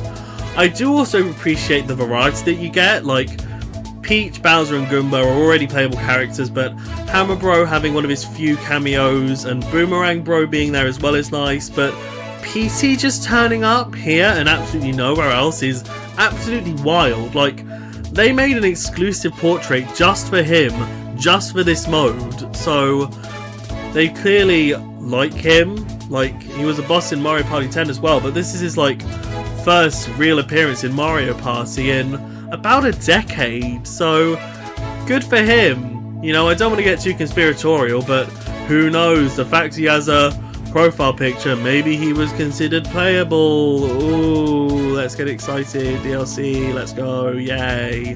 But to be fair, the fact that Boomerang Bro has a portrait as well, I think that's actual evidence. Like, if there's going to be a bro that's DLC, it's going to be Boomerang, because he already has his picture. Thank you. But anyway, the last mode is Free Flight, which is definitely the one I spent the most time on, because despite how weird and blocky a lot of the areas in this mode are, they are still compelling to explore. Like, even though it's quite basic set pieces like a lighthouse and a volcano, you know, it's still interesting enough to fly up to them and see what's going on with them. And the fact that some of the floating islands have little tunnels underneath them, you know, that's really cute as well. The main drawback with this mode is that there's not really too much to do, which, like, we weren't entitled to have anything to do in this mode really, but they went out of their way to include a couple little things, but didn't really go too far with them, so it just makes them overall feel really lackluster. Like, for example, there are 100 coins scattered around this world, and you may hear that and think, oh my god, needles in a haystack, oh, it's going to take me forever. No, they're in like clumps of 4 at least, and normally it's in multiples of 4. Like, I think the biggest clump you can get is about 20 at once, so it's basically just 10 little hotspots with clumps of coins, and then you've gotten them all. And once again, there's a quite generous hitbox for collecting them, so you're not exactly going to need to turn around and try again. So this isn't like a replacement for, say, the info points in Wii Sports Resort Island Flyover. Like, the coins are way too easy to collect, and while I did praise the inclusion of like random tunnels to go through, there's barely any coins hidden in there, and there's not really anything to do in the tunnels. You're just sort of expected to fly through them and think that's a cool enough Easter egg, which it totally is for me, but for like other people it's probably not. And away from that, the only other real things that there are to do is lighting up the lighthouse by going through a few arches in front of it, landing on top of the lighthouse and the volcano for achievements. There's a heart that you're supposed to draw out by flying around the area and collecting all little bubbles and going through number gates, which really confused me the first time because I thought the bubbles were just a guide and you were meant to just get through the numbers, but no, when I did that I only got a rating of about 40 and I failed. So it was only the next time when I actually bothered to collect the bubbles that I actually got 100%. And that has a way too overly generous time limit. Like, I'd missed a bubble, went back for it, and was like, oh, bugger this, I probably failed, but might as well keep trying. And I still managed to finish it with like more than a minute to spare, so the time limit's way too generous on that. And that's about it. Like, there are little speech bubbles you can find, and when you get to like the floating blocks that look like they should flick in and out of like blue ones being on and red ones being on, but they just don't. They're basically just like monkey bars that you're expected to fly through, and a little blurb will pop up being like, oh, can you fly through the monkey bars? It's like, you're not a vibe, bro. It's really not endearing to just paste text on there telling me what to do. Like, you need to actually give incentive, make it feel like a developed area rather than just floating structures, and you really don't get that with this mode. So it does feel like there's enough to do. The 3 different modes, if you go in there with a friend, are perfectly fine for a good 20-minute session that you might even feel compelled to go back to at another point. But again, it just feels like it could have had a bit more time in the oven. Like, I think if we got Paratrooper Flight School or Toad's Item Factory, then they would have been more developed, and they would have been very much compelling modes. But the fact that we got both, I think at least, is the reason why both of them aren't as compelling as they possibly could be, which is a shame, but at the end of the day, I had my fun with them, and that's all that really matters. So yeah, let's move on to the Bowser challenges. These are the main online focused modes, like to the point that you can't even play them with multiple people on the same console. It's just you on your own with CPUs or people online, which is a bit of a shame, but at the same time I can totally imagine the performance tanking if multiple people were playing together, running around in Bowser Kaboom Squad, or having their own little section of the screen in Koopathlon. Like, I do totally imagine that not working properly, but it is a shame that you can't even play the mini-games cooperatively, but I'll get back more into that later. So anyway, let's get into it, and do you know what? I think for a laugh, since this is called Bowser Challenges, let's play as Bowser. Oh, what? There is objectively no reason for Bowser to not be playable in these modes. Like, the only 2 possible excuses I could think of is not having time to animate him, like how Mario and Luigi were the only playable characters in Paratrooper Flight School, which is barely worth bringing up because it's completely null and voided by the fact that the other 21 buggers are playable in these modes, so what's a 22nd? The other excuse could be the fact that you often interact with an imposter Bowser, so it could possibly get confusing, but once again, juice works. Enemy Monty Mold, playable Monty Mold, that's not a reason. The worst part is the fact that Bowser in minigame freeplay is able to play every single Koopathlon, Bowser challenge and co-op minigame, so literally all you would have to do to implement him is having him run around the little Koopathlon board and run around the little Bowser Kaboom Squad arenas. Like, I know I am absolutely sounding way too angry for just 1 character out of 22 not being playable in a mode, but it's just the fact that there's no reason, there's no excuse. He should just be playable. Like, why not? Like, literally, why not? Like, it really upsets me when things do not make sense. This makes absolutely 0 sense. So if you want to call me too mad and clip me and put me on Twitter and give me exposure and all sorts of nice things, like, go ahead, but I feel like I have every right to be angry about this because I just absolutely don't get it, and I think I would have a lot more joy playing as Bowser in these modes, like, especially because a feature that I wouldn't even have expected, like being able to pick out the 7 CPUs that you play with in Bowser Kaboom Squad offline, is a thing here. And since Bowser is one of my 8 favourite characters, the fact that he can't be part of the squad makes me feel like I don't have my favourite squad, and I hate not having my favourite squad. So yeah, I'm just really upset by this, if you can't tell. I hope to God this can be patched. Like, I would sacrifice having any DLC for Bowser being playable in the Bowser challenges. Like, that's how serious I am about all of this. It genuinely makes no sense. I'm very upset. I'm going to be thinking about it till the day I die. I'm not kidding. But anyway, let's get into Bowser Kaboom Squad. This was definitely the surprise star mode for me out of the entire game. Like, when I first saw it in the initial trailer, like, the overall concept of an 8-player co-op mode was quite interesting, but nothing about the gameplay was really sticking out to me. It was only when I started playing it that I was really drawn into it, and I've gotten a good couple hours out of it already, and I'm definitely expecting to get more. But before getting into the actual mode itself, I just want to quickly shout out how this has a minigame practice section where you just straight up have free play with all the co-op minigames. Like, not even Coupathlon has a practice mode. Like, that'd be really useful for the Survivathon games especially, but it's just not there. It's only in co-op, so that's nice. I've not really gotten that much use of it because I'd rather go do that in free play and then have all the other minigames to go play afterwards, but you know, it's there and it's good.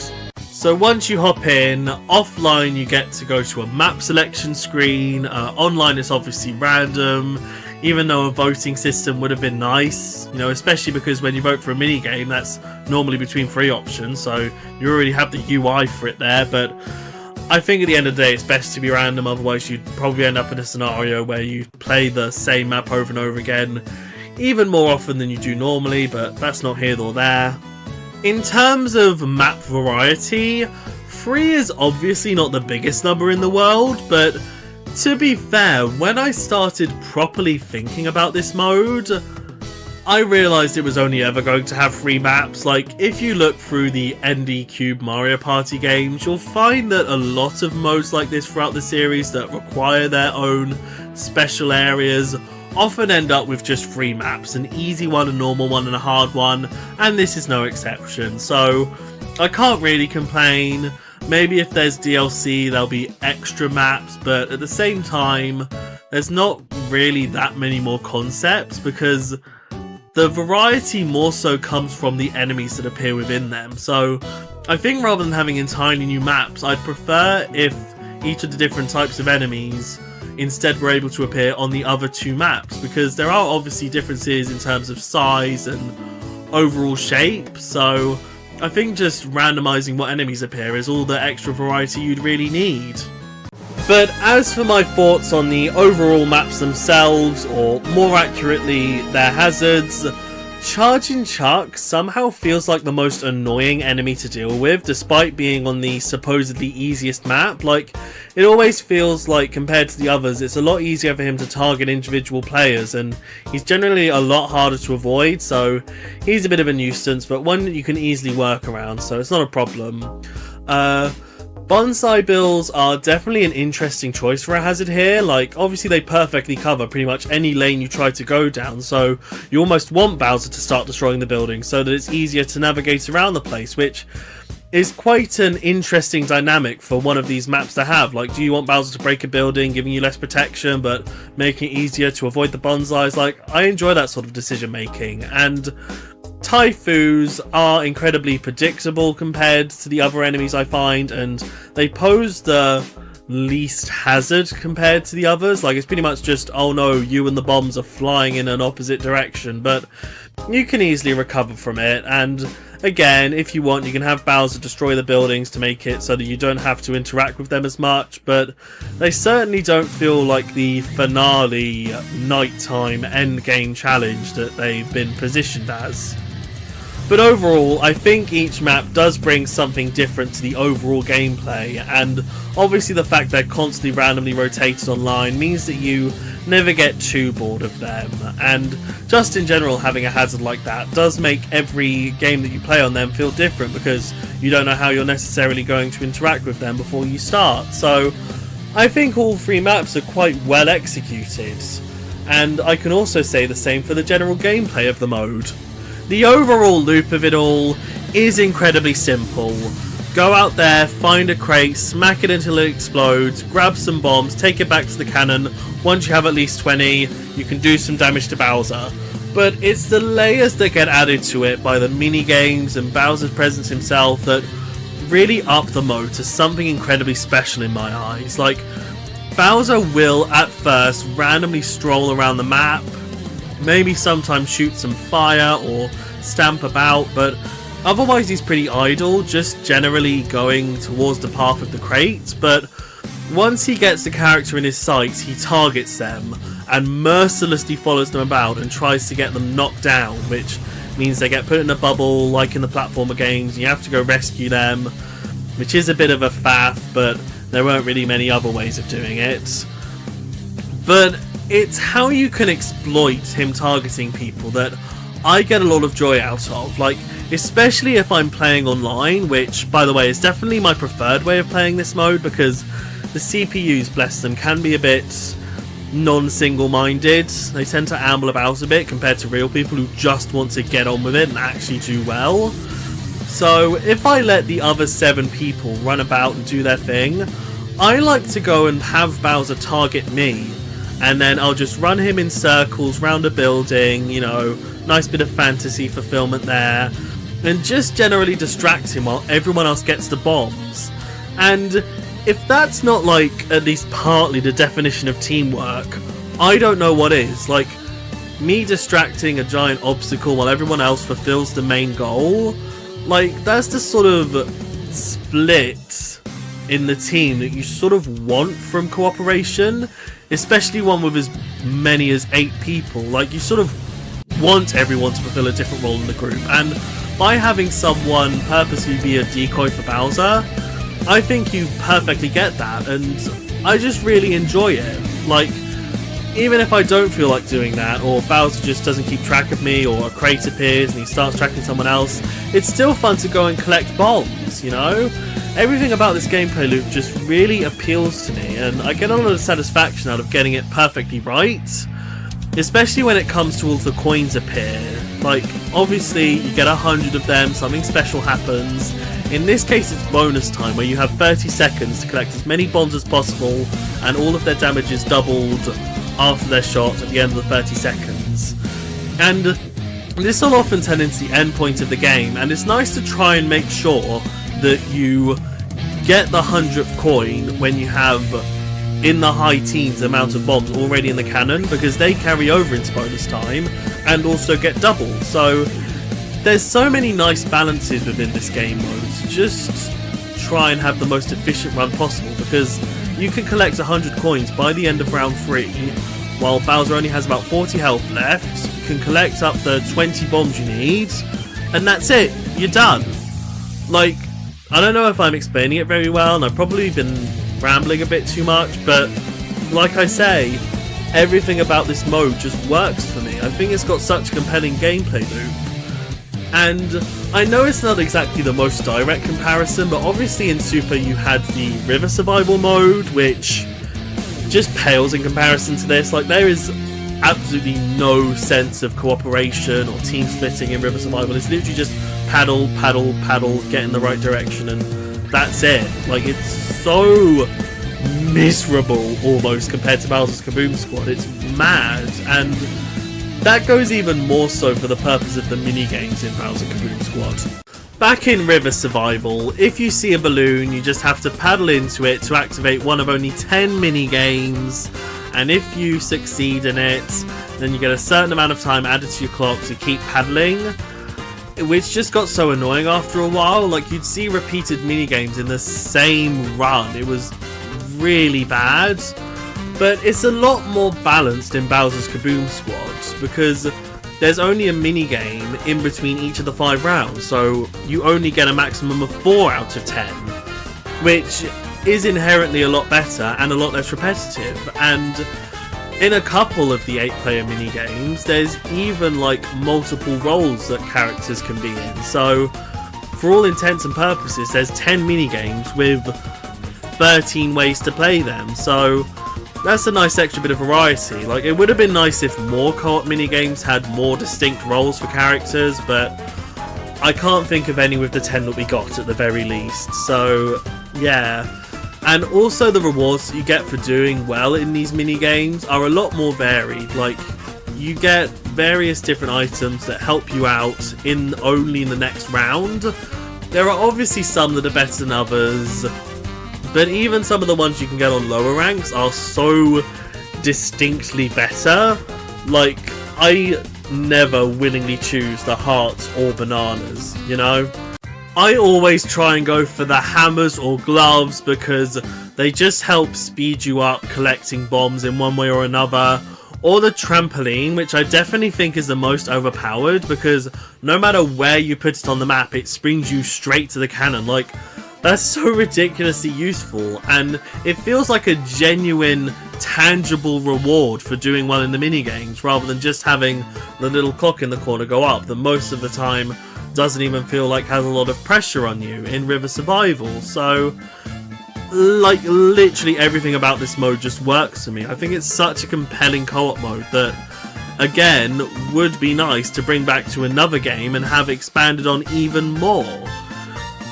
In terms of other notes I have about this mode, I do think that the Bowser Bell is a bit overrated as an item.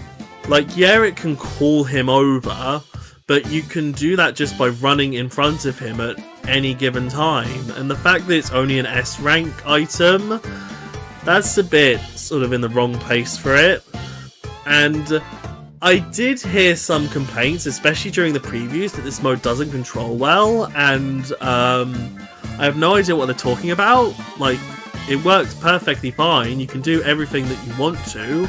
Like, sorry that you got tripped over by a shockwave from Bowser, and you felt like you got cheated, but I just never run into any problems like that. I also find the end of the game generally really interesting. Like, the final, basically, cutscene where you get a superstar and just beat up Bowser while you're invisible is really entertaining, even though it feels out of place in the mode. Like, I can't even properly explain why. Like, it's perfectly logical for a Mario game. You get a star and you turn invincible, but it just sort of feels different to the gameplay of the rest of the modes. But then, with the end result screen, I do find the rankings, especially for getting hit by Bowser and recovering people hit by Bowser, to be quite arbitrary, because you can't really help if you get hit by Bowser a lot of the time, I find. So to track that and have that be a meaningful part of your ranking, and be quite patronising if you get more than like 5 hits, is quite annoying. But then the rescue stat is almost the opposite, because you're easily able to save anyone who gets hit, and the only reason you're not able to is because the round ends. So the only time you ever miss a rescue is because someone gets within the last 3 seconds of a round. So that also feels unfair when it says, oh no, you missed this person being rescued. It's like, what was I supposed to do? You didn't give me enough time. So that's a bit unfair, but the minigame ranking and the overall time ranking is pretty fair. Like, you pretty much get commended if you finish within 4 rounds, and getting an S rank for doing well in minigames is surprisingly generous. Like, as long as you get majority S ranks, no matter how well you do in the rest, you're pretty much guaranteed to get an overall S rank, which is nice. And similarly to Rhythm Kitchen, I like how all of your stats throughout the game, like even down to how long Bowser's been tracking you, are shown as a total at the end of the game, and you can see who did the best in what category, and there's a top performer note on top of someone, which there's no actual bonus for getting that, but I just think that's nice, you know. It's good that the co-op mode also has this very slight competitive element that you can look back at the end of the game and be like, oh yeah, I did the best, but if you don't want to, you can just skip it, or have a laugh over the person who hit Bowser 2 times in the ending while you hit him about 60 times, you know? All of that's really fun. So yeah, like I've been saying, I just utterly adore this mode. It's the only mode that I've gotten like the master final rank on, and that's definitely for a reason. Like, I adore it, and I also like how this is pretty much the only mode that I'm willing to play online all the time. Like, you find pretty much everyone is cooperative, and I especially like when you're in the practice mode for the minigame. You'll have about half the team actually bothering to get on with it, although some of them might just be taken over by CPUs at that point. I just like to twirl around in circles, and it's really nice when other people start twirling in circles as well after a few seconds. It's like, yay, I'm with actual people and we're doing something together. That's really nice. So let's move on to Coupathlon. Now this was definitely the mode I was most excited for going into the game, because just like all the other 12 people who played Star Rush, Coinathlon was its only redeeming feature, so to have that randomly brought back in the supposed biggest Mario Party game ever, like, yes please, and thank you. But while it still has the same positives as it did in Star Rush, in a couple aspects it just ever so slightly lets itself down, which is a shame, but at the end of the day it's still Coinathlon, so no matter what gripes you're going to hear me cry about, just know that I still have a lot of fun playing with this mode.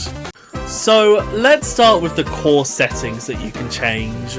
Back from Star Rush is obviously tweaking the CPU difficulty and the number of laps, which is still sadly stuck with the options of 3, 5 and 7.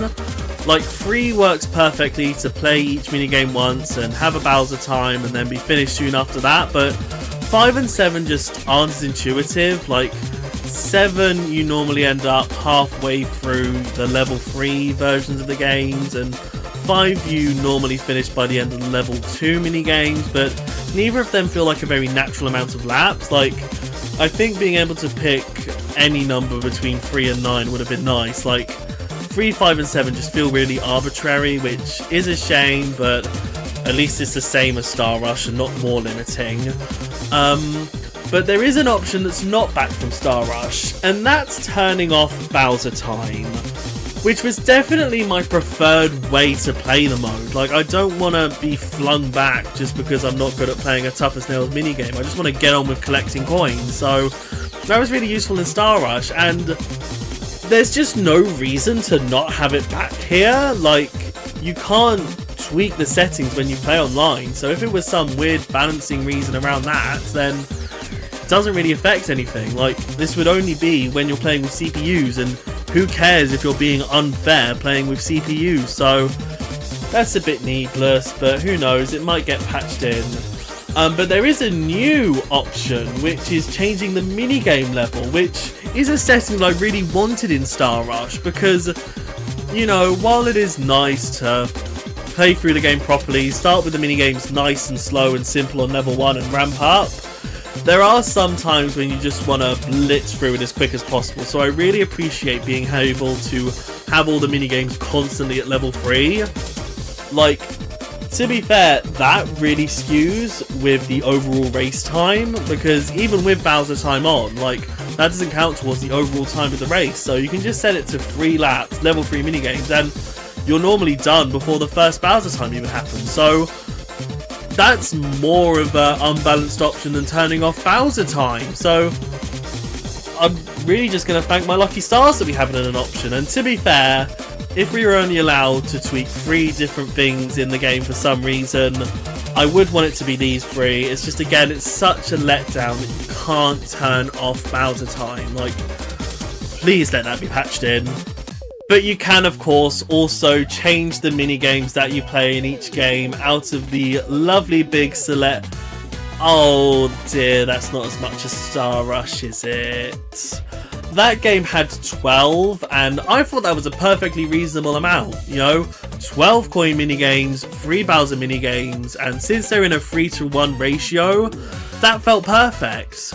So to tweak the amount of coin minigames down to 9 is already enough of a disappointment, but it's made even worse by the fact that there's 5 Survivathon minigames. Like, that's way too excessive. Like, it picks from a random selection of 3 every time Bowser time starts, so, like, you only needed 3 once again. Like, who cares about having more options and changing up the roulette every time? Like, there's just too many Survivathon minigames, and it does very much feel like that, because not all of them feel very fair or very well thought through, and I would have preferred if they had 3 more in-depth Survivathon minigames rather than these 5 that feel a bit less evenly spread out. And just in general, to have less coin minigames is so disappointing, because rather than having 4 games when you first play it that are all completely different, as long as you pick different minigames each time, of course. This time you only have 3, which is obviously a small thing because after those 3 you're going to be playing the same minigames over and over again anyway, but it's obviously just less variety, and it's less variety that simply didn't need to happen because they could have just done more coin minigames instead of survival minigames. And also the fact that there are, of course, coin minigames within the main party mode. You know, those would have been nice if they could have also been converted to Coupathlon minigames. Like Lumber Tumble, Rinks to Riches, Platform Peril, all would have made perfect Coupathlon minigames, and it's such a shame that they weren't. I don't really think many of them work in the reverse. I think the only one that really could is Spike's Gambit, and even then I'd want it to cut off the bottom half of the hill so everyone can easily see what's happening on the same screen, so you'd need to probably edit it too much to make it work. So it does make sense that they're all exclusively Coupathlon. I just wish that some of the party ones didn't have to stay exclusive as well. So yeah, that's quite a disappointment, but again, I'm going to go through my thoughts on all of these minigames later, but just know they are at least 9 quite strong Coinathlon minigames. Just let's hope, again, it can be patched later, that the free single-player, non-motion control coin minigames can all just be Coupathlon. Like, that makes so much sense to me, at least. Oh, and also, when you play online in this mode, which I tend not to do because I don't like being reminded that I'm really not that good, you are stuck with the exact same rule set every single time, which is such a shame. Like, just randomly rotating the map in Bowser Kaboom Squad every so often makes that mode feel fresh enough, and considering that they could personally handpick the rule sets and have it rotate between them rather than having the rules constantly random, like, they could have easily done like 7 laps constantly at level 3 or 3 laps constantly at level 1, you know, something like that to keep the mode more fresh, because you're just stuck with the exact same rule set if you play online, and that just inherently makes it less compelling. So, getting into the gameplay, I mean, it's Coinathlon again. You know, the entire concept of competitively playing coin minigames in a race format is inherently amazing, and it works just as well here. I will say, I do feel like I get hit by items a bit more than I did in Star Rush, but I think that's just a general consequence of the targeting system. Because I'm often in first place, like, because I'm just so good at crushing the easy AI, my items will target second place, so if I hit them, they'll probably immediately retaliate at me, and then get overtaken by third place, and then because they're in second, their item will then hit me, so, you know, like I said, that's just a consequence of me being too good, so I can't really be mad at that too much. But it is nice to have all of the old items straight back in from Coinathlon. You know, none of them really needed swapping out or changing. You know, getting free coins is just as much a kick in the teeth as it ever was. Like, especially in a 7-lap game, having 3 out of 1,050 spaces cleared really feels like a drop in the ocean. I do like how Hodaboo has been aesthetically swapped with Imposter Bowser, because having your entire screen wiped and reset and taking several seconds to do so is such a harsh effect for an item that it feels much more appropriate for a giant kaiju Bowser to do that for you rather than just an innocent little fireball. In terms of the new items that they introduce, the star is quite overpowered. Like, obviously you get it near the back of the pack, so it's a fair enough catch-up tool, but you just get showered with so many extra coins that it's almost excessive. But, you know, the couple times I've got to use it, it is ridiculously satisfying at least. The 15 coin item has a surprising amount to talk about. Like, obviously it's a way nicer version of the free coin item, and getting them instantly is really good, but it does make the coin bag item really redundant, because with that you get 5 red coins, each of which are worth 3 coins, so that's a total of 15 coins as well, except with that item they get scattered into the play area of the current minigame you're on, which for some minigames it's quite easy to accidentally miss them if you're not paying attention to when you activate the coin bag. So the 15 coins is basically an automatic coin bag, so that's just way too better compared to it. Like, if it was 10 coins instead, or the coin bag was up to like 7 or 8 red coins, that would be a bit fairer, but as it is, like, 15 coins is just undeniably a better version of the coin bag, sadly. Moving on to the survivathon aspects of the gameplay, there are a couple changes here from Coinathlon that I'm still not entirely sure if I fully support. Starting with the penalty for getting knocked out of the minigame. Back in Coinathlon, the penalty was entirely decided by your performance in the minigame. Like, the person who gets knocked out first gets a harsher penalty than the person knocked out last. But in Coupathlon, the penalty is entirely decided by your current placement in the game. So the people in 1st to 5th get knocked back more spaces than the people in 16th to 20th. The reason that I'm a bit conflicted with this is that it doesn't entirely not make sense. Like, there is a much bigger disparity here between 1st and 20th place compared to the 1st and last place in Coinathlon. It's just the fact that it can feel like a really harsh punishment if you got through 29 of the 30 seconds, then get knocked out, but your punishment is 4 times as harsh as some poor bugger who got knocked out in the first 3 seconds who are at the back of the pack. Like, I would have definitely wanted more of a hybrid system. Like, you automatically will get knocked back 20 places if you lose between 1st and 5th place, and only 5 spaces between 16th and 20th. And then if you last less than 10 seconds, it's an extra 20 spaces knocked back. 10 to 15, it's an extra 15 spaces, etc, etc.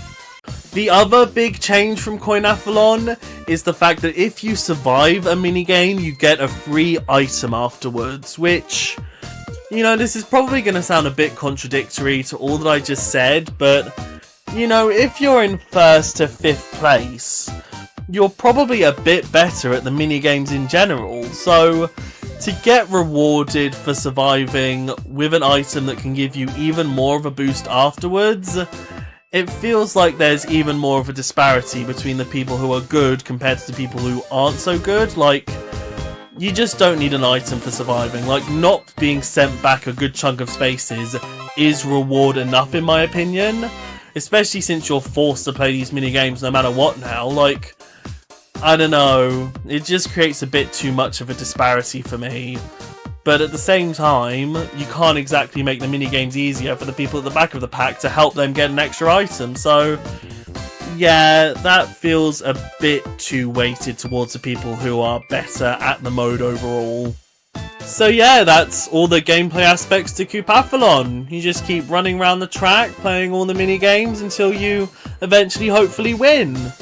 I thought I'd have a bit more to talk about in terms of, like, different features and stuff in the mode, but, you know, the simplicity has always been one of the strengths here, so let's move straight on to Minigame Bay, I guess. So, for me, the minigame modes are the most important part of the game.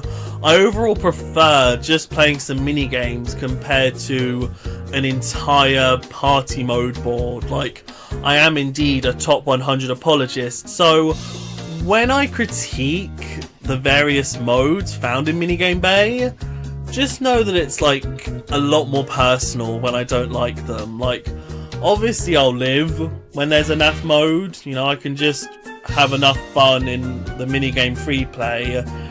It's just when one of these modes does something wrong, it just feels like excessively bad, because a lot of these modes are so simple yet fun. For them to have glaring flaws just doesn't feel right on an extra level compared to something going wrong in pretty much any of the other modes in the game, if that makes sense. But before I get into all of them, I just want to quickly talk about the presentation of Minigame Bay. Now, obviously this takes a lot of cues from Mount Minigame off Superstars, like how you run in a circular path up to different gates, letting you into all of the different modes. But here I think it's a lot nicer because, for one, I mean, a view towards a nice calm sea is a lot more visually appealing than just a load of rocks. But there's also a lot more variety with the presentation of the modes themselves, because most of them use a different type of water-based transportation, while the other ones are just you walking into them, compared to Mount Minigames, where the ones you didn't walk into all use minecarts, so they ended up feeling a bit samey. So Minigame Bay aesthetically is like the best minigame section out of any Switch Mario Party game, so you know, at least it has that going for it. So let's tear into these modes. We'll go from right to left, starting with Tag Battle. I absolutely hated this when it was in Superstars, and I hate it even more here. Basically, it's your standard first to 3, 5 or 7 mode that's been in basically every single Mario Party game since near enough the start, except instead of getting to pick between all the different types of minigames or have it randomly selected from the overall pool of minigames, it only gives you 2v2 minigames. Like, why? That's not a vibe. It's just needlessly limiting. Like, just let us pick between all the different types of minigames. Like, what possible reason is there to think that this is more appealing? I don't get it.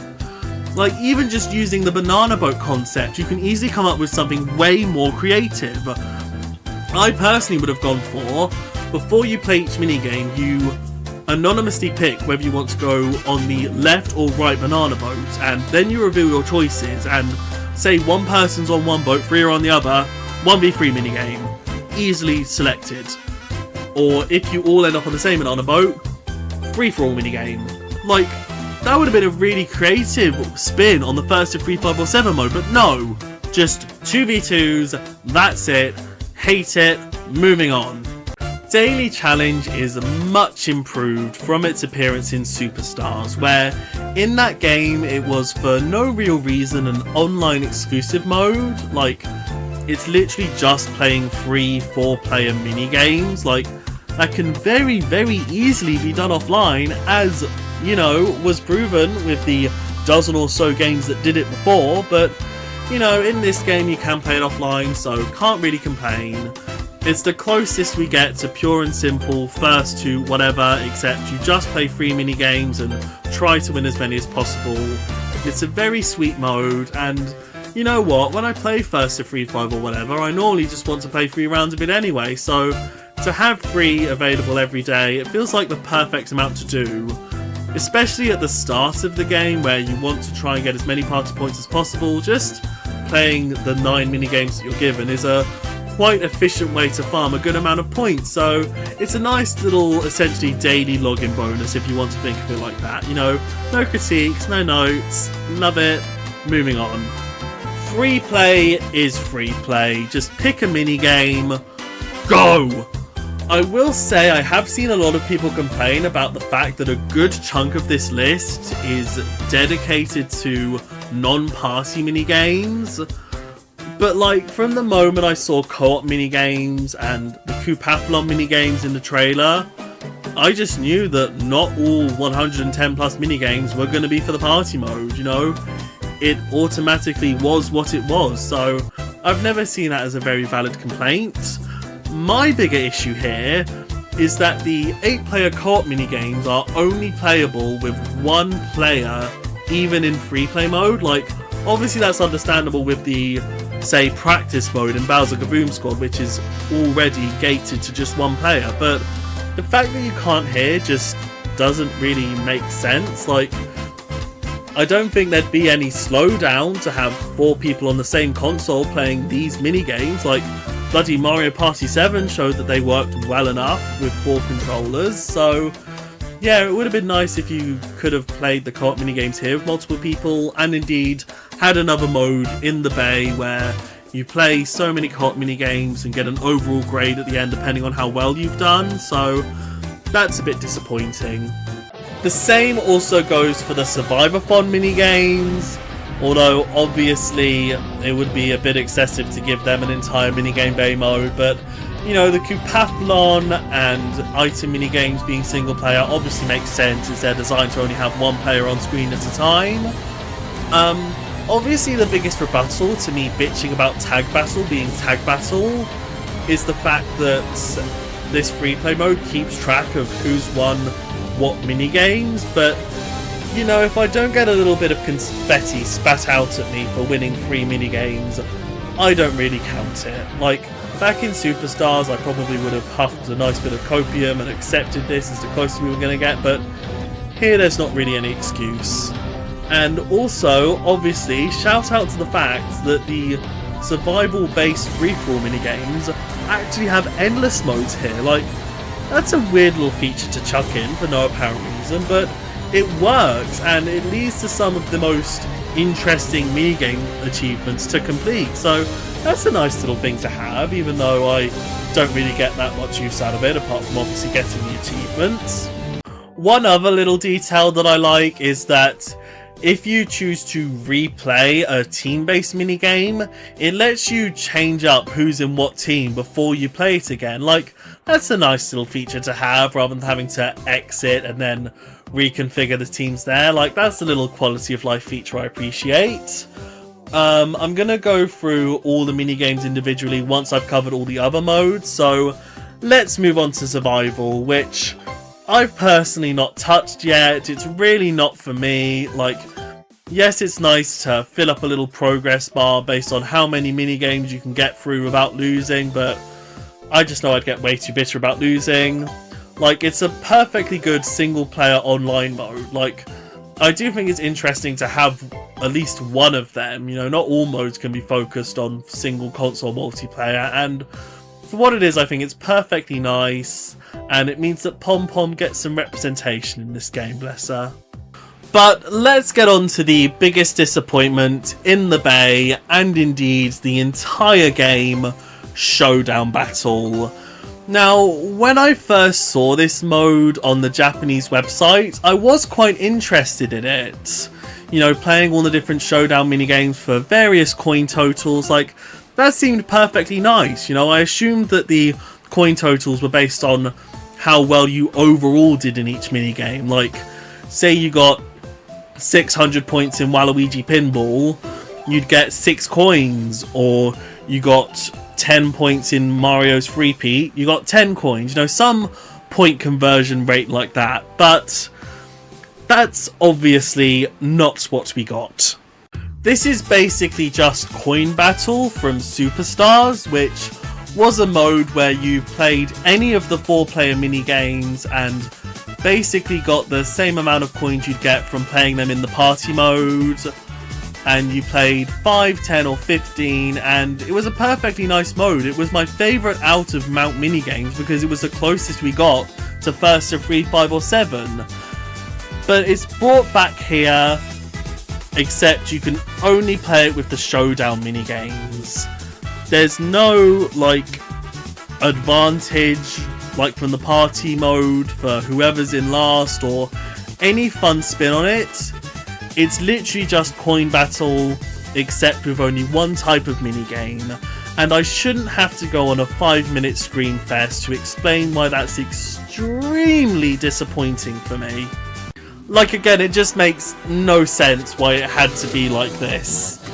Like, the only possible excuse I could think of for not having it include every other type of 4-player minigame is the fact that the buddies themselves introduce each minigame, and you couldn't exactly have that for every type of 4-player minigame. But this mode has the Red Koopa host anyway. You know, he could just pick the minigame for you and be like, yay, gatekeepers. So there's just no excuse for it to be this naff and horrible. Like, I just don't understand why they had to nerf such a cool mode from the previous game. Oh, let's just move straight on to boss battles. This is perfectly nice. Like, it was a cool mode back in Mario Party 9, except obviously that game had 14 boss battles and this only had 5, but you know, it's still fun to blitz through all the boss battles, and once again it plays with the fun co-op / competitive gameplay that Rhythm Kitchen and Bowser Boom Squad have, where you have to work together and you only win if you actually defeat all of the bosses. But Then it does a standard point tally based on your performance in each minigame, and whoever gets the most points gets a special commendation at the end. Like, that's everything I wanted from that mode. Like, we love boss battles. Boss battles is perfect. We protect boss battles at all costs, and it's absolutely valid as the secret mode that had everyone stumped as to why there were rocks covering a door in every piece of footage before the press preview. But anyway, let's reel it back to free play mode and individually talk about all 112 minigames.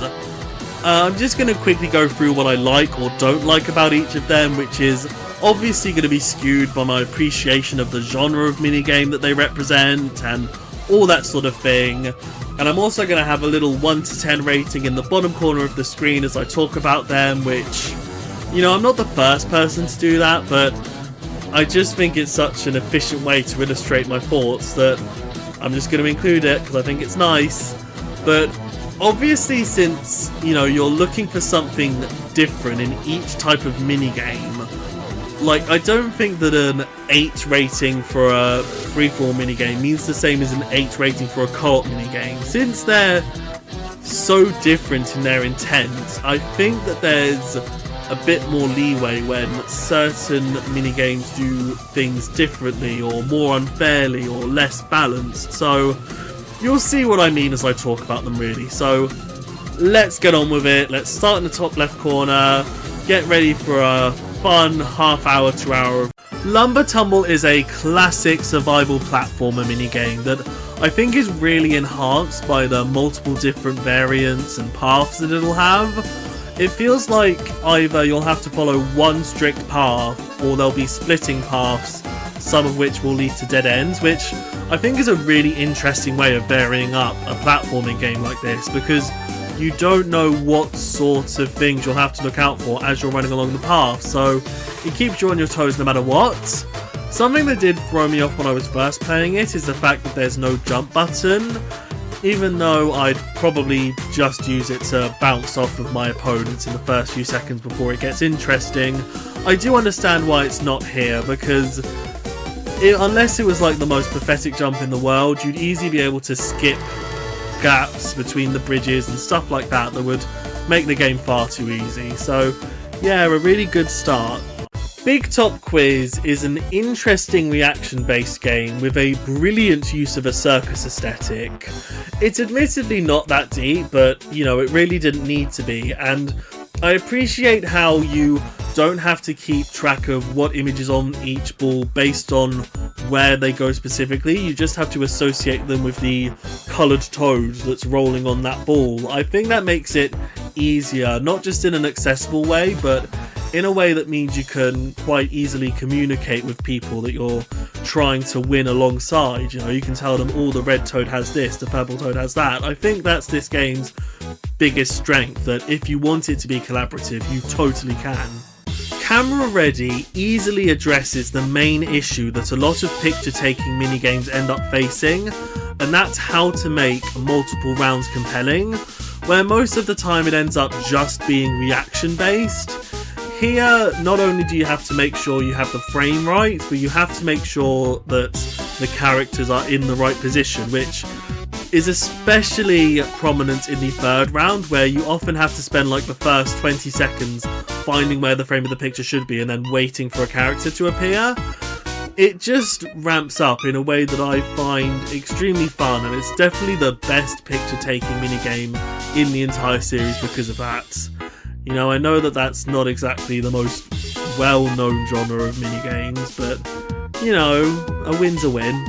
Scarousel is another fun survival game, but I feel like it takes a bit too long to really get going. Like, basically the entire first rotation is incredibly easy, which I can appreciate in terms of teaching players how to deal with each of the obstacles if they've never played it before, but even then it still felt quite played out on my first time. What always gets me here is just how high your jump is. Like, especially with the boo obstacle, most of the time, even if it doesn't look like you'll be able to clear them, you somehow can, which is very useful when you're near the back electric fence. So yeah, I think all the elements of this minigame come together. I just do wish it got off to a bit of a quicker start. Snag the Flags, I think, is my favourite free-for-all minigame here, which, when I think about it, it doesn't really surprise me. It's just the fact that this has such a simple premise, you know, just run around an open space and try and hit as many blue holograms as you can, but it's just the way that it's executed that really makes it feel special. Like, as soon as you start, you obviously try and go in a different direction as everyone else, but there's a lot of joy in seeing someone quite determinedly run past your screen away from all the empty flags you're going towards, because they just don't have the same perspective as you. And I really think that the red arrow showing you where the closest flag is appears at just the right time. Like, as soon as you're starting to think, where are these last flags, you get a guide, you know. I think everything about this minigame works so perfectly, and like I said, it's just a perfect execution. Sandwiched is a really good dodge the obstacle survival game that's obviously elevated by its aesthetic. I just do find that it is a bit too easy to cheese by standing on the tallest sandwich and just waiting until it's, you know, no longer the tallest sandwich and moving on from there. But once you get to a certain point, it does become way too fast to rely on that, but normally everyone else has been squished before then, so it doesn't really matter, but you know, it's still good. Hot Cross Blocks is a luck minigame in quite a loose sense. Like, it really sets itself apart from other don't pick the same option as anyone else minigames because of the fact that if you pick a path that doesn't naturally lead on from where your path currently ends, then it just cancels out, you don't get it. Like, that adds a surprising extra layer of strategy. Like, you can keep track of what blocks everyone else could need based on where they're going and maybe pick something to screw someone else over, or you can know that nobody else is going to go for a certain block, or just in general you can go for the longest block hoping that that's too obvious for anyone else to go for. You know, this has a really good layer of strategy to it that makes it feel a lot different compared to other minigames of this type. Light Wave Battle, in comparison, really doesn't have as much strategy as it seems. Like, just keep ground pounding from the word go and you'll normally be fine. Like, you might take 1 or 2 hits of damage, but you'll have already knocked out at least 2 other people, and while it could be a fun Mexican standoff with the other last person standing, again, just keep ground pounding and simply jump over whenever they pluck up the nerve to send a laser back at you. It's really a bit too simple, but at the same time, it feels really annoying when someone else starts spamming at you because there's just not a satisfying jumping timing that will consistently let you avoid danger in the way that you think you should be able to. Thwomp the Difference is another image-based reaction quiz minigame. Like, did we really need this and Big Top Quiz? Like, they do both play really differently, but still, it feels like they both cover a bit too much of the same ground, and it really feels like you could have just swapped the gameplay here where you have to try and pick out which image is different while all the thwomps are still moving, just into a round of Big Top Quiz. You know, I feel like that might have been a better way to do it while keeping Big Top Quiz more interesting, and that would have been a good excuse to make that game 5 rounds, but no, they're sort of split apart, and I don't inherently hate that. You know, like I said, they play differently enough. It's just still a bit weird to have them both here. Cold Front is very much improved by its use of ice physics, like, not just because it makes it a more fun challenge to try and avoid all the wind currents as they blow, but normally the best strategy in a minigame like this, where you can see where all the hazards are coming from, is to just try and find a neutral position that means that you can move in pretty much any direction as soon as you see an obstacle coming your way. But obviously with the ice physics, it's made a bit harder to try and stop in a perfect position, so making that sort of strategy useless very much makes it anyone's game in a much more entertaining way. Hot Hot Hop is sadly one of the weaker survival minigames here, and that's mainly due to the camera perspective. Like, it's way too hard to decipher the hitbox of all of the magmas as they roll by. So you don't know if you're too close to them or too far away from them, and obviously you need to jump over the fire bar as well, and no matter whether you win or lose, it never feels as satisfying as it should be, which is the biggest mistake a survival minigame can make. Domination is just button mashing, but I happen to enjoy just button mashing, and I even prefer this type of game where you have to hit the A button as many times as you can within a time limit, compared to one like Pokepummel where you just have to hit the A button a certain number of times. So, you know, all is well here. The most interesting thing to talk about is the fact that this is a retro game. Like, they could very easily take the generic button mashing concept and put whatever new skin they wanted over it, but no, they specifically went out of their way to put the Mario Party 4 skin on it. Oh. Free throw, I really don't think is that bad, even if I am in the middle. Like, it's just a case of keeping an eye on which row of baskets the person next to me on the edge is going for and reacting to that. Like, yeah, I might not get as many gold baskets as I want, but they're purposefully harder to get, so to go for a more consistent top or bottom basket, it often works out for me, and I appreciate how when the rows change direction, all of the ones off screen are emptied, meaning that they're fair game to go for again. It feels like it has a much more even playing field than in its previous appearances, and even though I have only gone against easy AI, so I've probably not gotten the brunt of an awful playthrough of this, you know, I still have my fun with it. Granite Getaway isn't the hardest minigame to consistently win in, but I think what a lot of the people who just straight up call it too easy don't realise is that this is less of a platforming minigame and more of a holding your nerve minigame. Like, the absolute fear I get when I slightly run into a rock and have to jump over it, or I bump into one of the rocks in the side and have to maneuver my way out of it, like, it has a brilliant sense of tension that I feel is never praised enough. So I'm just going to take that opportunity to do so here. Tilt-A-Golf is the first motion minigame, and it's definitely my favourite. You know, it's an already interesting premise, elevated by proper responsive motion controls. You know, it's all you can ask for, really. I have heard a few people complain about the ball not moving in the way that they want it to across the green, but I feel like too many people tilt the controller too hard and are then surprised when the ball moves a bit erratically. Like, you just need to take your time while obviously not being too slow, and the ball will always move in the way that you want it to in the end. Nightlights is a not so good motion minigame.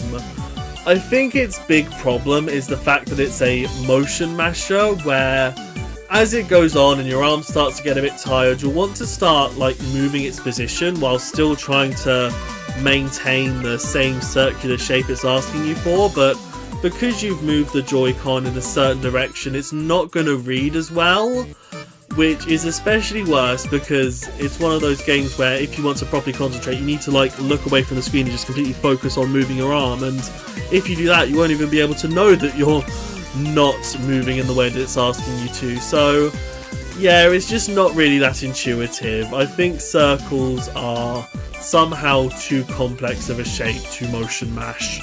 Hammer It Home is easy to learn but hard to master, and I am more than happy not mastering this. I don't think a single time playing this minigame I have hit a nail at the exact amount of power that it needs. I am very much a proponent of better safe than sorry when it comes to this sort of thing. I'd rather overcharge it and make sure I hit the nail rather than undercharge it and miss, which is always such a bitter feeling here, but you know what, overall I have a lot of fun with it, even if I do sometimes get scarily close to losing to the easy AI because I give the hammer too much time to charge. Twist and Sort is a simple but very effective sorting minigame. I think what I appreciate the most with this is oddly the fact that I'm pretty sure it's impossible to get a perfect score. Like a blooper and a cheap cheat will fall down at the exact perfect timings for you to be unable to properly tilt both without one flying away, and I think that improves this minigame because it means that you can put more of your focus on getting one specific type of fish into their box at any one time. And I also appreciate that after the time is up, all remaining fish keep on flowing down, and if they get into their correct baskets, that still counts as a point, because that could make a clutch victory into a clutch tie, and once again, perfect Mario Party chaos there. Shuttle Scuttle I think is a lot easier than people give it credit for. Like, when I see others try this one, they often just blast straight to the top, assuming it's an immediate race, only to get buggered over by the first amps they encounter. You know, the best strategy is to hang low at the bottom, so you have plenty of time to not only react to the amps, but properly be able to use your booster to get through them with the right timing. And by the time it does become a race at the end, you'll probably be the only person left standing. Unless, of course, someone realises what you're doing and tries to nudge you out of the way at the bottom, which is a perfect source of tension, so that's good as well.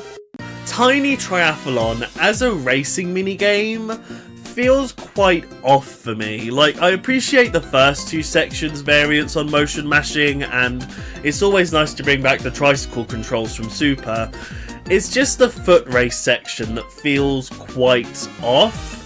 Because you don't actually need to control how fast you go, the only possible obstacle is jumping over the hurdles, which will only miss if you don't understand what motion it's asking you to do to jump. So at that point it's not even really a race. I feel like a better control scheme would have been shaking the controller up and down while hitting A to jump over a hurdle. That would have been a lot more frantic, but you know, like I said, as a race, having an automatic speed just makes it feel a bit pointless and makes any new record you get only really come down to the first two sections, which just doesn't hit right for me.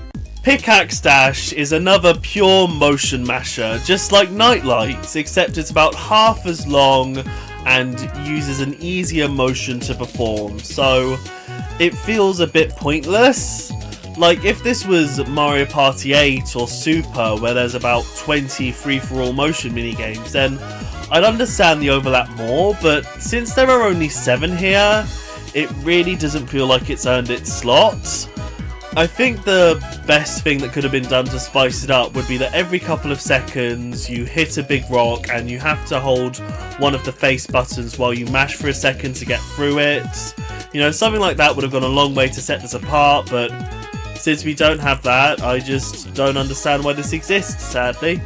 Gatekeepers is the mandatory pure luck minigame, and I think it's up there with Ghost in the Halls and Manner of Escape as one of the best in the series. I guess all you need to do to make a luck minigame good is give it a spooky theme. But what really sets this one apart is the fact that there's actual statistical strategy to it. Like, of course you'll have the odd lucky bastard who immediately wins by picking the correct key and gate, but in the 90% of games where that doesn't happen, you can look and see what keys have already been used to inform your choice on your next turn, because if a key doesn't work in one gate, it means that it's more likely to be correct on one of the other 2 gates, but if you go for it then, you may be correct.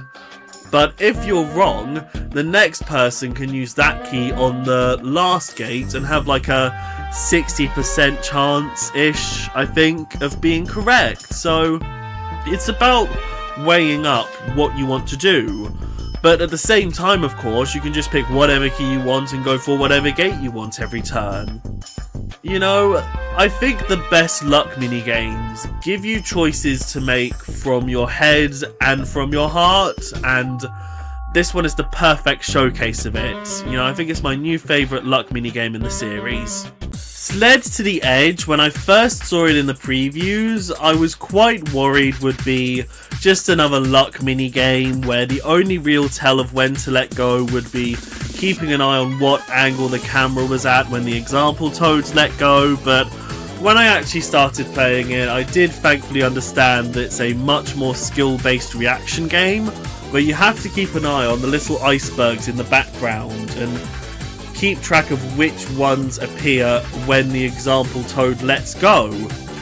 I'm not that good at it, mainly because I take a second to hesitate and make sure it's the right iceberg, and by that point I get way too close to the edge, or I'm way too far from the edge because it's an iceberg, it's meant to be near the back of the screen, and I press A as soon as I see it on screen because I get too nervous about getting off. All that sort of thing. Basically, I'm not the best, but I totally appreciate what it's going for. Rinks to Riches is our first coin minigame, and this is a really strong start. It did take me a good few tries to properly understand the controls. Like, I thought if you kept holding left or right, you'd keep turning left or right, but no, you have to keep pointing in the exact direction that you need to go, even though it takes a second to turn there, and that's quite a satisfying learning curve, to be fair, because when you get it, you really get it, and you're able to sweep up nice little clusters of coins, and you end up with a nice big payout. I will say that the mounds covering red coins aren't the best risk versus reward, because you bounce back every time you hit the snow mound. As soon as you hit it that last time, there will already be someone hurtling towards the red coin and will steal it from you before you can even start moving towards it again, so that's not the best. But then again, I can just avoid them entirely and go for all the nice normal coins, so it doesn't really affect me. Treetop Treasure is another really solid coin minigame with a great focus on both player and stage interaction. Like, if you want, you can just stay on one side while everyone else is on the other and just tilt the platform as much as you need to get all the coins that you want, but at the same time you can just jump on an opponent's head to get the height you need for any coin. But that's a bit risk versus rewardy because you get a surprising amount of sideways momentum that can cause you to fling off the edge. So there's just a lot of options with this game that can make you work either on your own or somewhat cooperatively, which is really good for a coin minigame when every single coin counts. You want to take advantage of every little strategy you can, and I think this minigame's really great for that. Treasure Divers is definitely an interesting choice for a retro coin minigame. Like, it's better than some others, like bloody Castaways, but still, it's not exactly the most intuitive. It's definitely been improved here, like how there's a proper air gauge showing how much longer you have before you're required to go back up to the surface, but still, the controls can feel a bit finicky. The sushi and the bloopers are quite annoying and surprisingly unpredictable obstacles. There's still the fun chaos factor of desperately trying to follow someone with a chest, hoping that they're forced to drop it so you can snatch it from them, but still, I'm quite surprised they went for this one, especially because it has the lowest payout yield out of all the coin minigames. Like, at least that makes it more interesting to land on. Like, you're not guaranteed to get at least 10 coins, but still, you know, just very weird to have it here. Platform Peril is also a quite interesting choice for a retro coin minigame, but in this case it's because it of course wasn't a coin minigame before. It was just a standard race minigame with some extra coins scattered about. So I definitely think it works better as a coin minigame, especially since it's an auto-scroller, so it doesn't exactly work the best as a race. So yeah, I think this is definitely the superior version of it. It did take me a bit to understand how jumping worked here, especially because of the diagonal perspective. Trying to figure out the exact point I should hold my control stick while I jump did take a bit longer than I would have liked, but I got there in the end. So yeah, this is a surprisingly good choice. Stamp Out is just good, clean fun. You can play it in pretty much any way you want. Not just in terms of moving with either big or little hops, but in terms of what kind of ground that you want to cover. You know, you could endlessly follow someone around to make sure they don't win, or you could cover as much of your corner as possible without hopefully being noticed. There's just a lot of options, all of which feel like they can be rewarding if you play them right, which I really appreciate in these turf covering minigames. So yeah, I think this is definitely my favourite out of all the retros here. Trample Line always makes me feel on edge in the best way possible. Like, the fact that I'm constantly jumping and in the air makes me feel like I have way less control than I'd like to, and Combine that with the fact that I'm constantly bouncing off of or otherwise just colliding with my opponents. It's just really tense in the best way. I do still have a strategy though, like I try not to move too much to the left or right, I just wait for the next spiked ant and move to the left of it, and that normally gets me through it all okay. So it's nice to have some sense of order, but when that's thrown off, it's like truly edge of my seat stuff. Sunset Standoff is our first 1v3 minigame, and I'm pretty sure it's good. I've never been the best at trying to time maneuvering out of the way of something. Like, I'll always and ah too much, and by the time I realise what I want to do, it's already too late. But, you know, I'm quite sure that it's enjoyable for more capable players. I will say, I think 5 rounds is a bit too much, but I think 3 rounds would be too little, and for some reason they never do an even number of rounds for this sort of thing, so I think 5 rounds is the right enough number to stick with. Cookie Cutters is far too easy for the one player. It's just naturally quicker to input a 9-button sequence on your own rather than waiting for 2 other people's inputs. But saying that, I do have way too much fun as the one player trying to get as big of a score as possible, so you know, I can't say I don't have fun with it, even if I am on the team of 3, against easy AIs at least. Unfriendly Flying Object, at first I thought was quite a fair minigame, you know, the spike platforms that you drop are quite big, but they take a couple seconds to fall, so it's normally relatively easy to get out the way until they stack in an awkward way, but now I've learned that there's a cheese strat where you make a stack of 3 and 5 spike platforms in the middle and then drop a 4 spike platform off the edge because it perfectly flips round and crushes anyone in its way, so that's a bit of a shame. But I mean, if I never do that and I don't tell anyone else about doing that, you know, it's still gonna stay quite a fair match. Lost and Pound is complete luck. It's basically just reverse hide and seek off Mario Party 3, but I will say I think this way round is a bit fairer because the final round of hide and seek is very easily broken if there's more than one player left on the team of 3, because you can just talk to each other and make sure you go behind each of the 2 hiding spots, and there's nothing the one player can do at that point. But if the one player in Lost and Pound has multiple hit points left at the final round, all the team of 3 can do is just discuss and make sure that they're aiming for the same hole, platform, whatever, and then that means that if they're correct, then they should win through that way. So I think it's a bit fairer in that regard, so fair play to it.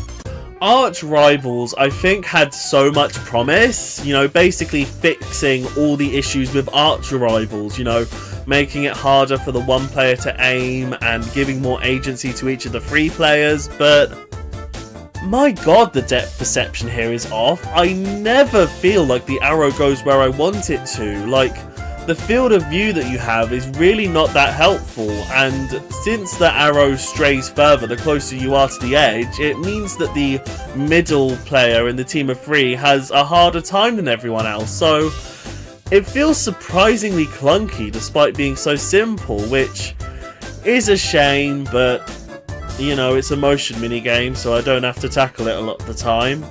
On again, off again, I just don't find all that inspiring, sadly. Like, I appreciate what it's going for, you know, trying to time the grolls so that they'll fall down and bump off the other grolls in a way that'll trip up all the other players, but it just feels like, for me, that sort of thing never happens, and I always find it most efficient to just drop each groll down the first hole available so that they're a hazard for as long as possible, and they'll hopefully bounce off the next scroll at the other end. So yeah, and even as a team of 3, I don't feel like I have as much agency as I want. I feel like the fact that there's quite a low ceiling means that I don't jump as high, and it's harder to miss the grolls with my jumps, and yeah, nothing about this game is too up my street, sadly.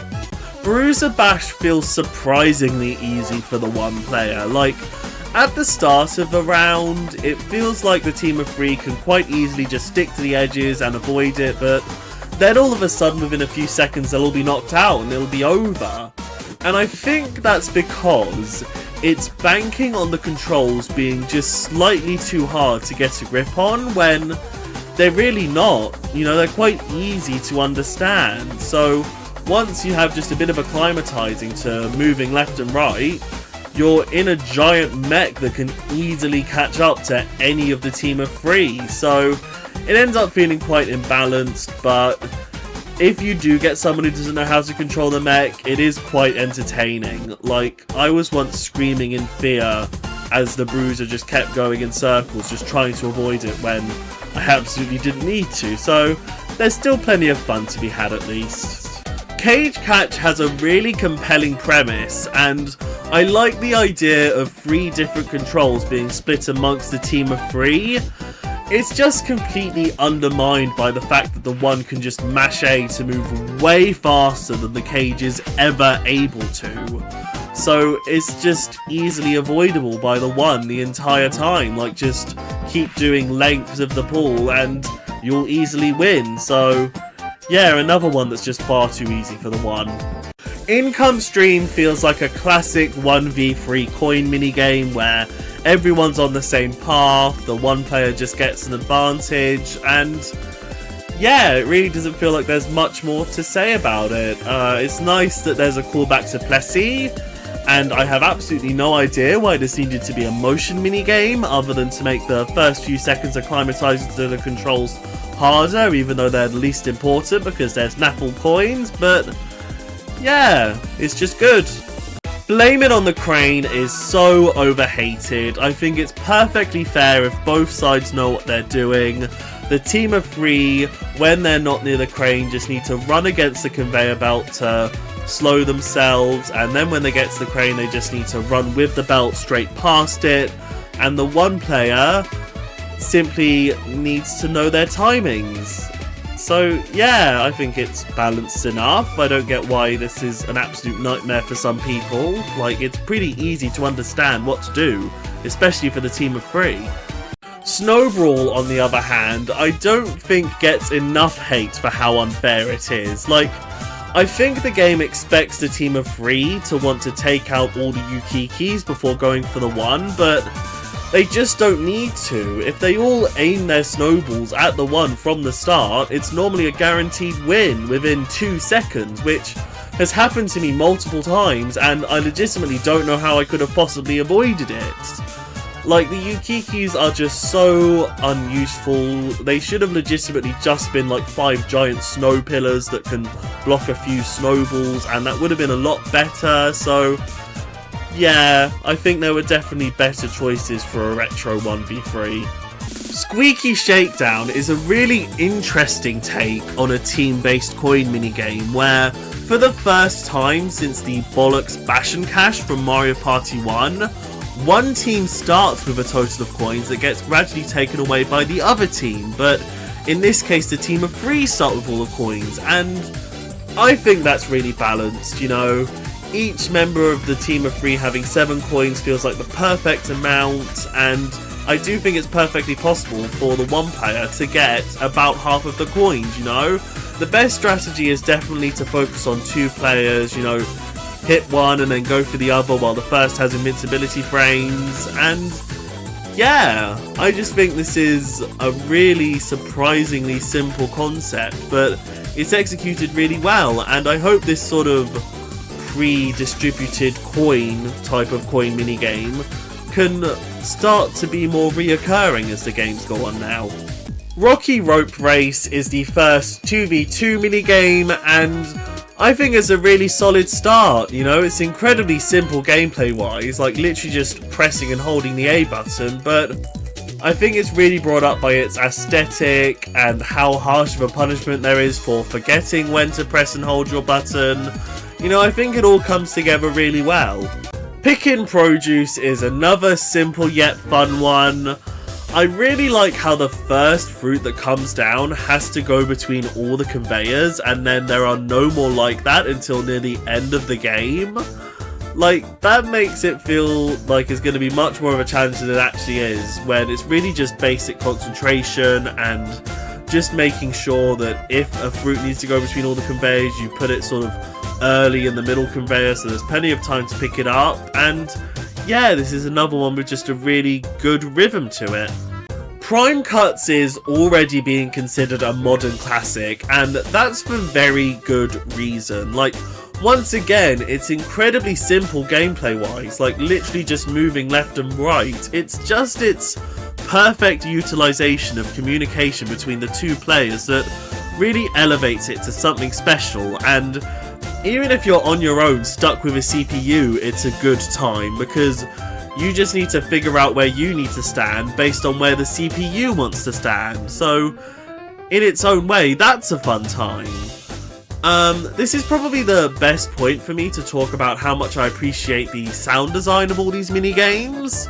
Like, the 5-second countdown noise is so distinct from anything else in the series, and it perfectly matches with the music in the background, especially in a game like this, that it just adds a layer of excitement that I can't really explain, but it just makes it all feel somehow more grandiose, to me at least. Dory Pedal Paddle takes the endearing tricycle controls from Super and makes them feel incredibly unintuitive.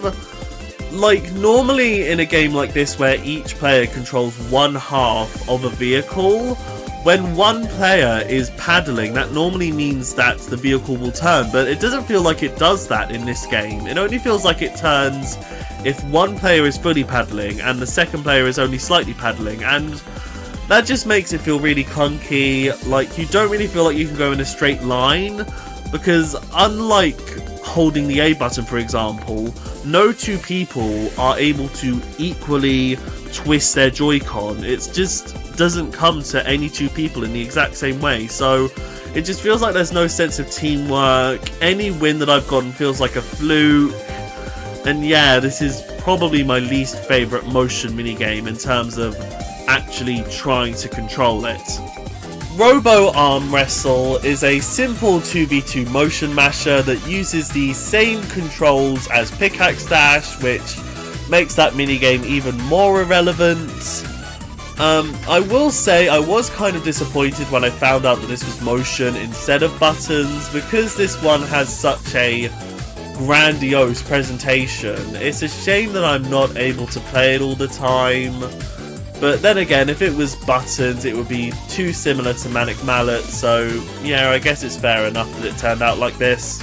Shadow Play is an interesting puzzle game that I am completely hopeless at, because I try and look for the exact half of a shape on my wheel so I can spin straight to it. I'm really thrown off by the fact that all of them are rotated and they only appear the correct way up when they're actually being illuminated.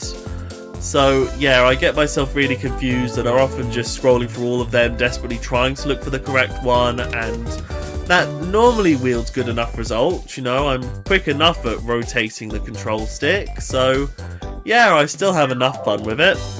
Matchmakers is a luck-based minigame, but it's a spooky luck-based minigame, so it's good. You know, I like how there's a good sense of pathing to each of the different rooms, you know, trying to get to as many cards as possible as quick as possible, and then just making sure you remember them. So, you know, once again, it's a sort of added layer of strategy and thinking on top of an otherwise purely luck minigame. So, yeah, again, very simple, but I just think it works. Diffuse or Lose, I just have to say first, looks absolutely gorgeous here. Like, I know that's obviously applicable with all of the retro minigames, but this one deserves a special shout out because my god does the sunset do wonders for it. But yeah, it's just as fun as ever. I don't remember the initial like wind up for the ground pound animation taking quite as long in the top 100, but you learn to live with it, and it's always satisfying to get those cross-section double pounder sparks caught. I absolutely love the sort of terminology you can come up with for this minigame, it's brilliant. Jump the Gun is one where I can totally understand why people would call it a classic, and you know, I do have my fun with it. I appreciate a team-based game where each member has a completely different gameplay role. It's just, the best strategy is also the most obvious strategy. Like, just place each bullet 5 targets apart and make sure you hold right the entire time you're jumping and you'll be golden. It doesn't have that sort of chaos factor that I think the absolute best minigames have, which is a bit of a shame, but I don't exactly think there's much of a way to insert that into this one. You know, you get what you get, and as a sort of precision-based shooter and platforming game, it still works fine. 2 Axes Taxi was one of the minigames I was most looking forward to playing based on the preview footage. Like, a 2v2 vehicle racer with walleyes off 3D World as the main obstacle and a chill suburban rooftop setting is right up my street, and it did not disappoint. My only real gripe with it is how awful the AI is. Like, in most team minigames, even easy AI will almost try too hard to make sure you succeed, but in this one they almost work against you. Like, they won't move in their prescribed direction until you have basically crashed into a wall in your direction, which, like, thankfully there's no penalty for crashing in this game, apart from with the walleyes of course, but you know, you still don't want to make impact with those sorts of surfaces in a racing minigame, so the fact that you kind of have to, just so that the AI will do their job, is a bit off-putting, but you know, I don't have to work with AI all the time. Tricky Turntables is an excellent strategy-based coin minigame where you're not really allowed to strategize, because obviously every time you communicate with your teammate or go to hop on a button, that can be easily countered by the other team. So the strategy really comes from trying to figure out the best scenario based on what the other team want to do, which I think creates a really fun dynamic. The only real problem with it is that it does go on for way too long, like 7 rounds with 10 seconds, you know, thinking, and then like 10 seconds moving the turntable. Like, that has to go on for longer than some showdown minigames. I think it would have been much better if this was 5 rounds and the first 2 rounds had bigger coin payouts. You know, I think that would have been a lot better paced. Coin Corral simply does not function properly. Like, I've had pretty much no issues with every other motion minigame tracking what I'm doing, but for some reason this one struggles to distinguish between lassoing and throwing, and when this is a timing based minigame, it stings even more when, no matter how firmly I make my swishing motion to throw, it just does not work until my spotlight is conveniently over a bloody bob-omb, and then I get stalled, and then the next chest has gone past anyway, and this game's just awful. Like, on a control level, it's my least favourite in the game. You know, there's probably others that I dislike the rule sets or the physics or something like that more, but in terms of actually playing it, this is my least favourite in this game. I hate it, and it's pretty much the entire reason I want motion minigames off a lot of the time. Fast Fishing is our first duel minigame, and this one is almost insultingly basic. Like, just wait for the bobber to go down and hope that you react to it the quickest. It's 1 round, it lasts about 5 seconds. I'm pretty sure the only reason that it's motion controlled is to give it some sense of depth rather than just pressing one button. You have to do a vaguely specific motion. Just, yeah, it really should have been like best of 3 at the very least. Slappy Go Round is incredibly entertaining. It's basically a Mario-fied version of one of those slapping games you see on the TikToks all the time, which, you know, I think that's where some of the best Mario Party minigames come from, just amping up basic real-life minigames that people play, and, you know, it functions really well. I do wish that there was any sort of time frame for the person who initiated the slap to also be able to jump over it if the slappy jumps over it, but you know, apart from that, I think this is incredibly good. I think 5 hit points is the perfect amount, and I especially love when I play this against an easy AI because they just don't jump. I literally just have to ground pound 5 times and they just almost enjoy getting spanked. So, you know, that's nice. Stone Eye Bowling is one that I desperately wanted to enjoy. Like, I love a good bowling minigame, and this had all the makings of one. You know, the little sand piles are an interesting obstacle to have scattered down the lane. This just desperately needed a second frame because the sand piles are just a bit too unpredictable. Like, you don't really feel that you have that much control over where your ball goes. You just sort of hope that it doesn't get disrupted too much, or that it gets disrupted enough that it'll hit a wall early enough to bounce back into the front pins, you know? So I feel like if there was a second frame, you'd be able to apply the knowledge you gained from the first one to hopefully get a better score. But as it is, I hate to say it, but this almost feels like a luck minigame, which you really don't want out of your bowling simulators. Fuzzy Heights is a good, easy to control, high score based minigame. I just think there are a couple fuzzy patterns that are a bit too arduous to get past. Specifically the ones where a clump of fuzzies go backwards and forwards on a single line, and the one where 2 clumps of fuzzies go round in a circle. I think just have a bit too slim of a window to get past easily, especially because you have a deceptively big hitbox. It takes a bit of time to get used to. Like, if you fail one of these once, you're bound to fail them multiple times, and that makes it a bit less satisfying to play through when you bump into them. But when you get this one right, it feels so good. All the Marbles is one of those minigames that's immeasurably improved by the inclusion of a punch button. This is pretty much the main mechanic of the minigame, like trying to hit your opponents and then try and sprint away from them before they can hit you. It's just absolute chaos in the best way possible. The marble physics are also really entertaining, and the fact that there's so many of them on screen is a real treat, at least for me. This is definitely my favourite out of all of the dual minigames here.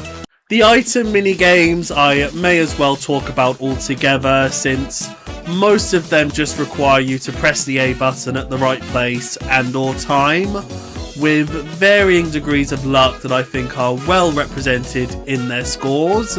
The only real different one is Roll With It, which I do think is the best because it's the most involved, and it's genuinely a fun challenge trying to get the ball into the item that you want, especially if that one is at the opposite end of the board.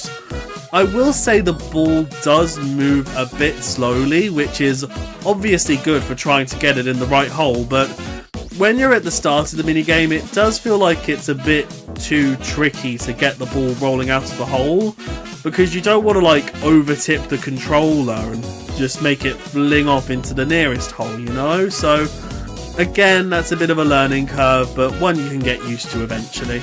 Mario's Three-Peat is our first showdown minigame, and is an amazing start. Like, just the premise of doing 3 classic minigames back to back, Mario Kart Grand Prix style, where you get points based on your placement in each, is such a great idea, and I kind of wish more of these showdown minigames were just that. But then again, if you had 5 classic medleys and 5 new minigames, it might start to feel a bit odd, so yeah, maybe it was best just to stick to 1.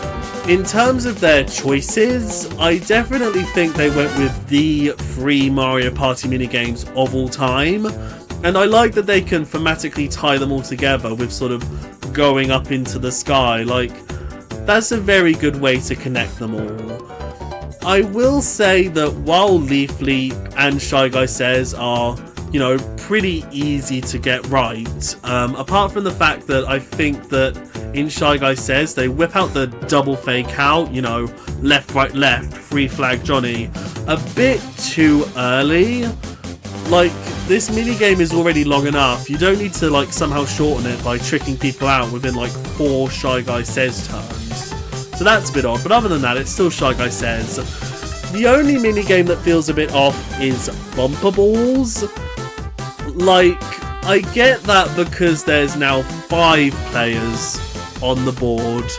You want to make sure that 4 of them can't easily gang up and just ping someone off, but it feels like they very much overcorrected. Like, this is not a good version of bumper balls. You do not bump enough. Especially when it gets down to 2 people, it pretty much always results in a tie because you just can't get that much momentum by hitting players in this version. So it's a bit slow and lackluster, but at least it's the rotten meat in this great minigame sandwich. And I do really think that having Mario play along adds to it, and it makes the whole scoring system feel a lot fairer when there's someone always in the bottom half. It sort of helps elevate everyone else. So yeah, just a really good idea that I hope in some way can be incorporated into future games. Luigi Rescue Operation is another really solid one. All of the different puzzles are simple but effective, and I like the fact that you do all of them once and then a harder version. Like, it's a very natural way of extending the minigame without it feeling too overwhelming.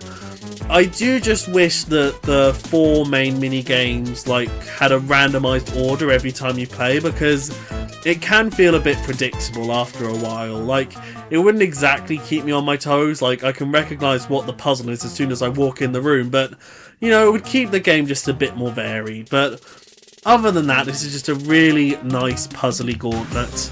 Peach's Day Off is a fun spin on Mario's Three-Peat, where you instead play 3 new minigames, all of which are point-based with a total score at the end. I do think these 3 minigames are overall quite weaker though. Like, they all have one big shortcoming that just doesn't make them as fun as they could be.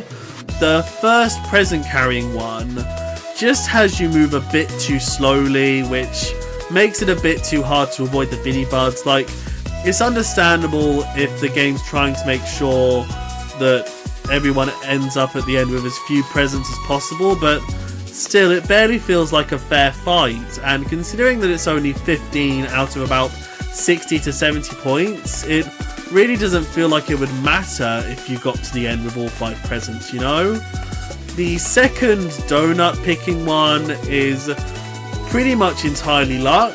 Like, it's hot cross blocks, but without any good sense of strategy, so yeah, that just feels a bit weak. And the firework one is definitely my favourite out of the bunch. It just feels like the amount of time that you have to pick out each type of gem is slightly too short. Like, it feels like you can easily pick up your first, but then if your second is even slightly on the other side of the play area, then Peach will just turn to the next one before you can drop it off, and that doesn't feel fair when you obviously don't control where all the gems drop. So yeah, again, this concept does work well, it just feels like these minigames needed a bit more tightening up. Daisy's Field Day is another fun spin on the multi-minigame concept, where here you basically just do 4 coin collecting minigames. I don't really have much to say on them individually because they're all fun. I think my favourite is the third one because I think that strikes the best balance of engaging platforming and fun coin collecting. And Daisy constantly tossing in red coins does add the perfect amount of spice to things, even though it does feel like, especially in the first event, where she throws them can feel a bit biased towards certain players, even if it's accidentally. Like, if she tosses 2 coins into the same corner consecutively, it can feel a touch unfair, but obviously since that's a start, you have plenty of time to catch up, and yeah, I just think this one really works as well. Wario's Buzzer Beater is an amazing reaction-based quiz, definitely the strongest out of all of the ones in this game. I like that compared to Luigi's Rescue Operation, where you do 4 puzzles and then the same 4 puzzles but harder, in this one you get an assortment of 5 easier questions and 5 harder questions, and they don't even have to be like the same type of question both times, you know? And there's such a great variety of questions, all of which feel incredibly distinct from each other, and it really keeps you on your toes the entire time because you genuinely don't know what's next and what you'll have to do. I think some of my favourites are navigating out of the maze, counting the coins, and deciphering which direction Wario can go to avoid bullet bills. Those feel like the best brain teasers.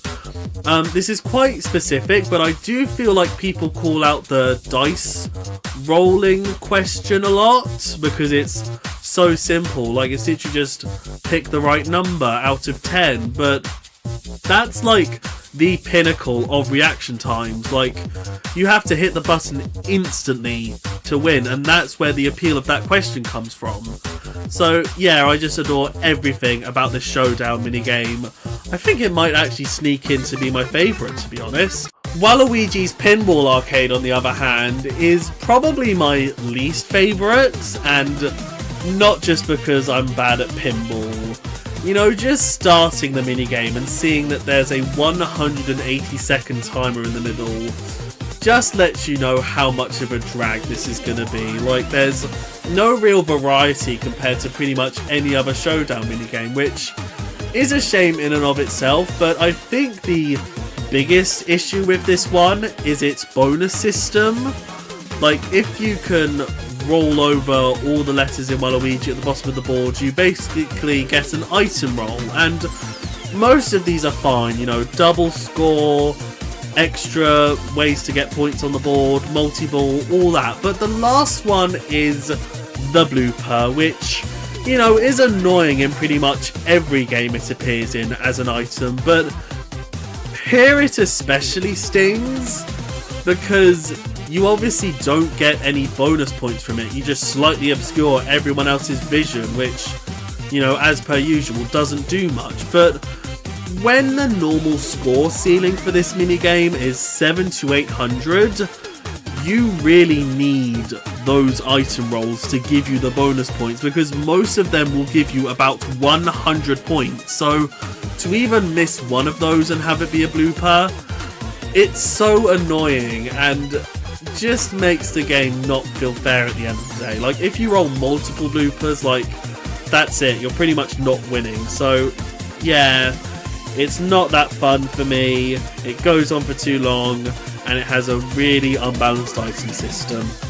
Yoshi's Mountain Race definitely succeeds in all of its titular aspects. Like, the Yoshi physics and mechanics are incredibly fun, like, especially the flutter jump is really satisfying to use. The mountain is an interesting setting that constantly provides different obstacles and platforming challenges, and it is a race. I think my only real issue is just the fact that it's forced to be a showdown minigame. Like, it does feel that it goes on a bit too long. Like, you could definitely trim off the entire first mountain, like basically start on the bridge connecting the two mountains, and that would have been fine, but because it has to go on for over 2 minutes, you just keep going and going, and because it's the same layout every time, you're like, oh, am I near the end? Oh no, bugger, there's still this bit to do. Just like over and over, which isn't really what you want out of a minigame that you might be playing every single game, but you know, it's still a fun minigame. I feel like I really need to stress that. I don't hate its guts, I just do think that a more truncated version would have been appreciated overall. Rosalina's Radical Race has all of the pros and cons that I just listed for Yoshi's Race, except this one has motion controls that just some of the time I feel like I have to fight against. Because when you hit a wall, you ping off at a different angle, I just don't know how I'm supposed to, like, readjust my controller. Like, do I just keep it tilted where it already was and keep going from there, or do I have to try and match where I'm now angled? Like, that always slightly confuses me, but I can get used to it, or just try not to crash into any walls. I do think the timing for jumping off of ramps and getting a trick is a bit unintuitive. Like, I always feel that I do it too late. Like, it's not like Mario Kart where you basically hit the trick button after you've gone off the ramp. You have to flick up the controller while you are on the ramp, which does throw me off a bit, but you know, the further I get into the race, the more consistently I can do it, and I'm sure if I play more motion control turned on party games, I'll get even more used to it. DK's Conga Line is a fun enough rhythm game, albeit one where I think the actual sounds that you produce from your bongo drums don't really match the tone of the music that's playing, and it can feel kind of off-putting, especially when someone misses or hits their beat early or late. It can quite easily throw you off, like, not in a way that impacts how well I do normally, just in terms of my enjoyment of the overall sound. It's, you know, not the best, but still, you know, in between bits where you have to match the buttons, you can just senselessly mash the L and R button, and I find it's quite endearing for a lot of the little minions to just go absolutely crazy on these bongo drums. But I do think that this one's biggest issue is, once again, the fact that it needs to be the length of a showdown minigame. Like, it just goes on for way too long. Like, it could have easily finished after the solo section, but no, it just has to go on for that extra 30 seconds just to really rub it in. And especially because the controls are so simple, you know, literally just hitting the L and R button, it just doesn't feel as active as it possibly could have. Like, maybe if there was a mechanic where during the solo bit you could hit A at the same timing as someone else's performance and you could get little bonus points, similar to like figure skating in Mario and Sonic, where if you flick your controller during General Beach you can get bonus points. Something like that might have helped this minigame, but yeah, it just doesn't feel in-depth enough to properly be able to carry the length that it is. Junior's Jauntlet is utterly mad in the best way possible. It's fast-paced, surprisingly difficult.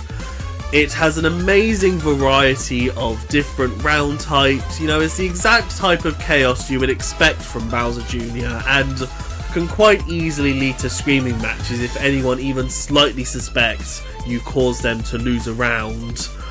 And when I play this for the first time with people and they have no idea what's happening, I enjoy just introducing each of the different rounds, like run, avoid, dodge, collect fruits. You know, it's great fun. I will say that, you know, it's not the most beginner friendly. Like I said, it is surprisingly difficult, even for me, who's got like, you know, hundreds of hours in Mario Party. I still have not gotten a perfect game of this yet, and I don't think I ever will. Like, it feels like some of the rounds are tailor-made to completely catch you off guard and cause you to lose a point, which can be, you know, fun and make it more exciting, but at the same time, some of the rounds feel surprisingly unfair. Like, especially because some of the things you need to dodge can be a bit small, like the hammers or the bombs. You know, other characters can obscure them from your view and cause you to run into them. You know, stuff like that can happen, but at the end of the day, since it's only like a maximum of 12 or 13 points per game, you know, that's sort of close shave wins or draws. It really adds a lot to the chaos, and, you know, anyone who wins this game truly deserves it. Dragon Eel Slayers is the first boss minigame, and compared to a lot of other water bosses that can feel a bit slow-paced, this one has an incredibly good sense of speed to it for the most part. The first shell collecting segment is probably my favourite because, you know, it's obviously fun to get a nice big clump of shells to yourself while everyone else is fighting on the other side of the screen for some, you know. It's just an incredibly satisfying part, especially because the urchins aren't the most annoying hazard to deal with, you know, both in terms of dodging and in terms of the setback you get for hitting one. So, yeah, I love that bit. The weak link is definitely the whirlpool section, because this attack just goes on for a bit too long and it only really moves twice across the screen. So once it's moved once, you can basically go to where it sort of originated and you'll just be safe, and you're just sort of sat there for 10 seconds waiting to get on with it. So that's a bit of a pace breaker, but it's nothing too drastic, and there'll normally be someone still desperately trying to dodge out the way, so it's fun to watch them suffer. And then the actual attacking bit is just button mashing, which, you know, I enjoy. So yeah, I think this might just about be my favourite. It has the best sense of variety out of all of these bosses. Mega Stingby Stompers is exactly what it says on the tin. It's the platforming boss, and you know, I don't inherently have a problem with that, and the first phase of the battle is quite fun, you know, hopping from platform to platform. It's just when he gets mad that the pace breaks ever so slightly, because, at least from my experience, Stingby will sometimes just cling to one side of the screen, so everyone there can just keep bouncing and attacking him. Meanwhile, I'm stuck on the top platform on the other side, just, you know, waiting for him to fly back over, but he just doesn't, and, you know, the two little bees in the middle will have already been stomped, so I can't use them to get over, and, you know, as soon as I try going to the other side, that's when he'll inevitably move over to my side, so I'm just sort of stuck waiting, which isn't the most fun in a boss battle when you have absolutely nothing to do while everyone else is attacking. So yeah, that's not the best, and I do find that this is the boss that I struggle to win the most, so yeah, not exactly the best, but not the worst out of all the boss battle minigames in the series. Mega Rocky Wrench Wreckers is an incredibly fun shooting gallery minigame that I think really picks up during its second phase, especially with the wrenches that get thrown at you. Like, most of the time before I even realise one is coming for me, someone else will have accidentally shot it, which is a type of hazard that I really appreciate, like accidentally helping someone else to not lose points, and I appreciate the co-op aspect of the giant wrench that gets thrown at you that everyone has to shoot, you know? It's a good distraction and ups the variety from just aiming at Mega Rocky Wrench the whole time, so yeah, I think this is a real classic in its genre. Boss Sumo Bro Blitzers is basically just a series of increasingly difficult pipe puzzles, and I happen to really enjoy pipe puzzles, so I'm in my element here. I do feel like the normal Sumo Bros during the second phase don't really add that much of a hazard. Like, if you're quick enough, you'll normally have finished your puzzle before they can even change up one of the tiles, and if they do change up one of the tiles, it's like, oh no, I have to flick my control stick up and change that tile back. What a nuisance. I think my biggest problem here though is that one time when I was playing the boss rush mode specifically, on the final set of pipe puzzles, 3 of the players had already completed it, and since you only need like the 5-point to beat the boss Sumo Bro, like you don't need any others because he hasn't got that much health left. You know, when Daisy hadn't finished her pipe puzzle, I was like, oh you stupid bitch, oh well. And then we lost the minigame because she hadn't finished her puzzle, but it's like, it doesn't matter because I already would have been able to do enough damage to defeat him, so that was a bit needless, but still, I get a lot of fun out of it anyway. Bowser Crashers is the quite inevitable final boss, and I don't think it's a bad one. I always appreciate a charging mechanic in this sort of game, even though it encourages me to always get the max charge no matter what scenario I'm in, and I feel like I often get quite punished for that because all of Bowser's attacks feel like they're made to go for the people like directly in front of him, which are the people who are most likely charging after having only just attacked him, like the real tryhard. So I do feel a bit called out by those attacks, but still, you know. And the second phase I find to be almost easier because you're working in a 3D plane-ish, 2.5D, I don't know. Basically the face on rather than side to side perspective. It's a lot easier to dodge all of the hazards that come towards you since they don't take up as much of the screen. So yeah, I think this one came together quite well in the end, even though again I do sometimes almost not win because I lose a few too many points due to Bowser's attacks. Juice Works is the first co-op minigame, and you know, apart from being generally fun, I really appreciate this one for basically being 3 minigames in one, all of which play incredibly different from each other. So yeah, I think this was pretty much perfectly executed for what it is. I will say that obviously being the juice box carrying team, you do have to wait for a good few seconds before you get going, but my god, does it feel like you're doing the majority of the work by the end, so, you know, the wait is more than made up for. Fall volley, I was slightly worried about watching the preview footage because it seemed like if just one person had an unstable online connection, the whole thing would just lag out and balls would start being missed everywhere, but I've absolutely not had that as a problem any time that I've played this, so that's nice. I think the only real issue I have is that if you're the person to the far right, you just inherently don't have as much to do as everyone else, because if anyone misses a ball, that's one less ball for you to hit, and, you know, since it has to go through everyone else, you naturally hit the least balls and have to wait the longest before you can hit your first ball, so it does feel like it can get a bit boring if you're at the back, but luckily the order changes every round, so you're not stuck there for too long.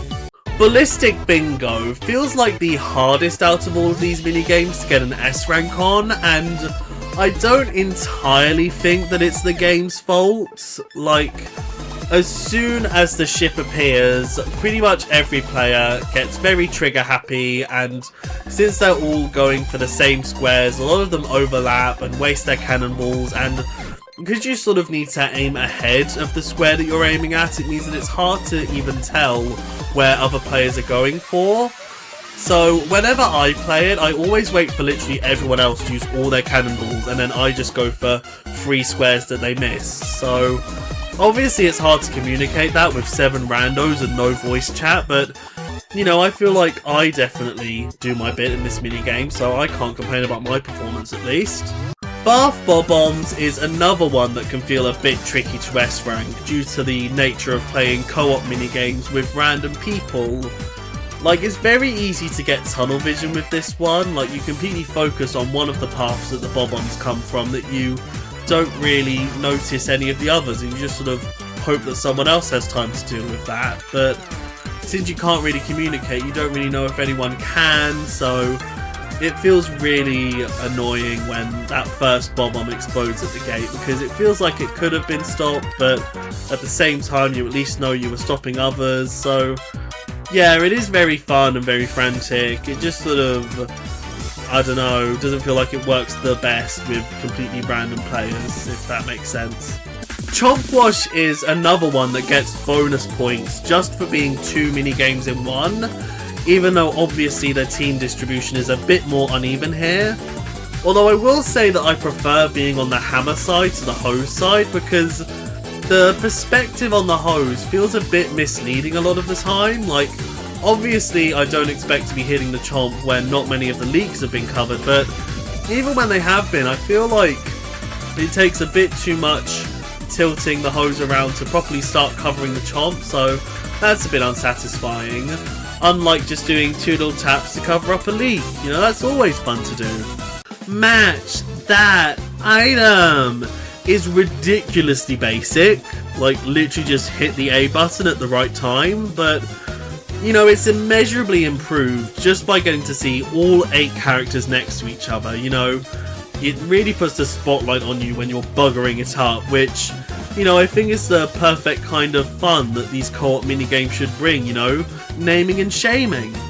Trading cards is incredibly satisfying because it's very easy to do well in. Like, a lot of the times you'll be given your correct cards, you'll be like, right, what do I need to do next? And then, no, everyone else will be done, you've already won the round, so that's always nice.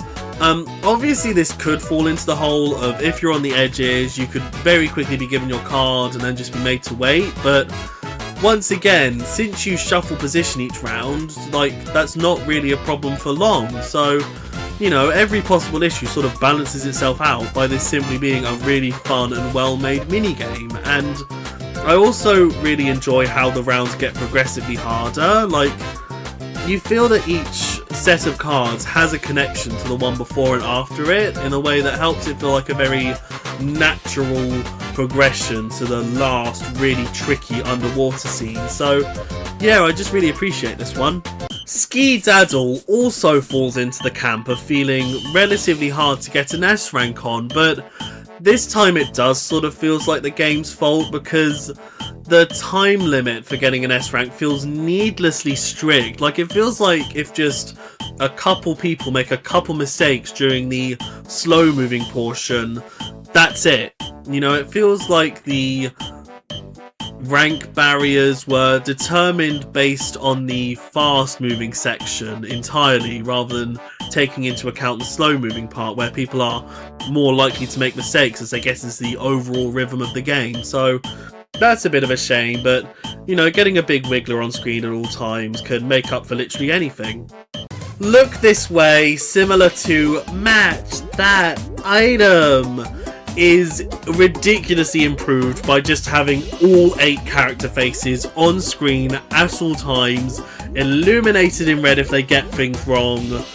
Like, this one is very similar to Which Door Has More to me. Like, this is just a definition of excitement, it's fun, just every possible positive I could think of. This is just so brilliantly made for the co-op format, and just, yeah, I adore it. Puzzle Pandemonium is a simple but effective jigsaw game with one glaring problem. When you're bringing a piece over to put it into its place, where you put it isn't based on what like open space you're stood next to, it's based on what space you're looking at, which is very easy to not really notice. Like, yeah, it highlights the space that you're looking at, but still, it feels a bit needless, and considering that you'll often just quickly flick your stick in the right direction, it'll sometimes flick in a different way and then you'll miss, and there's a needlessly big time penalty of having to run back to its original slot to grab it again and bring it back, and it feels very namey and shamey when you're carrying the last piece and bugger it up in a way that doesn't feel as fun as in other minigames. So yeah, that's kind of a big problem, but you know, it's still a jigsaw making minigame, and to be fair, I still don't have that many issues getting an S rank. Like, it's quite lenient with the overall time as long as you don't make too many mistakes. So yeah, it comes together in the end still. Noggin Knock is the first Coupathlon minigame, and you know, it's a good start. It's quite hard to mess up Whack-A-Mole. I would recommend playing with the D-pad rather than the control stick, because at least for me, I feel like I get a lot more precision with where I move when I use that. So yeah, I don't really have any other complaints. It's just good old classic Whack-A-Mole with ways to get bonus points with the gold moles, and you know, gotta avoid those pesky bob-ombs. Just, yeah, Whack-A-Mole. Brick Breaker is awful. I hate it with all of my heart and soul. Like, I'm already bad enough at Breakout. I don't need an awful rule set to really put salt into the wound. Like, the main strategy here is to get the red paratrooper, because that will smash Rubik's rather than bounce off of them. But the red paratrooper is needlessly hard to get, because whenever you first launch the ball, it always goes to the right, in the opposite direction of the red paratrooper. Like, maybe if the green and red paratroopers' starting positions were randomised each time, so they could be the other way around, that would at least feel slightly fairer, like you had a better chance sometimes of getting a red paratrooper. But no, they purposely put it in the position that you are hardest to reach from the start of the game, because you need to get it as fast as possible, because you need to smash every single brick on the screen before it can reset. But my god, even with all 3 possible shells out at once, when there is 1 brick left, you just might as well call it a write-off. There is just so much luck involved, because obviously when you have that many shells and you want to keep bouncing them, you don't exactly have much control on what angle they're going to go, because you don't have time to check. So it's just hopeless trying to get that last brick. So you're just stuck, and like, oh my god, I hate it. This is so awfully designed. I wish it wasn't here. I'd legitimately rather have 8 of these rather than 9 with this utter horror.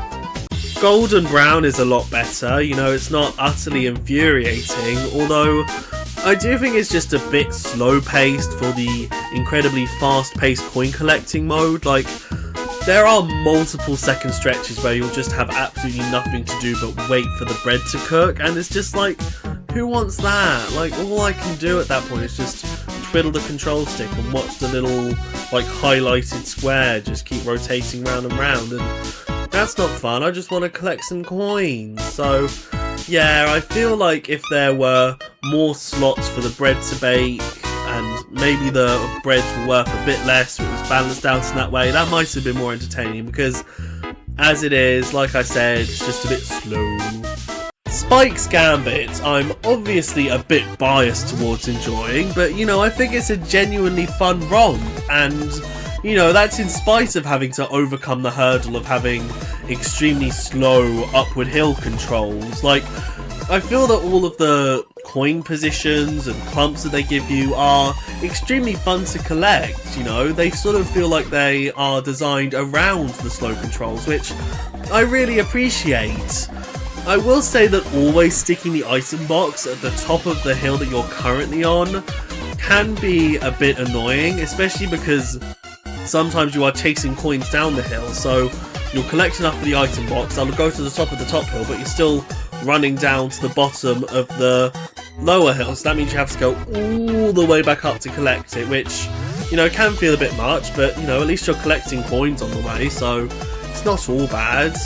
And I really enjoy on the later levels that sometimes they'll just throw out a massive spike rod between the three of them that you need to get into the little alcove to dodge, or just straight up run to the bottom of the hill and collect some coins on the way down. Like, that's a good, like, reset for everything. You know, it's not a pace breaker, you can easily recover from it, it just adds a bit of spice and encourages you to see what's happening on the lower hill if you're not already doing that. So yeah, I feel like all of the mechanics in this one just really work together well.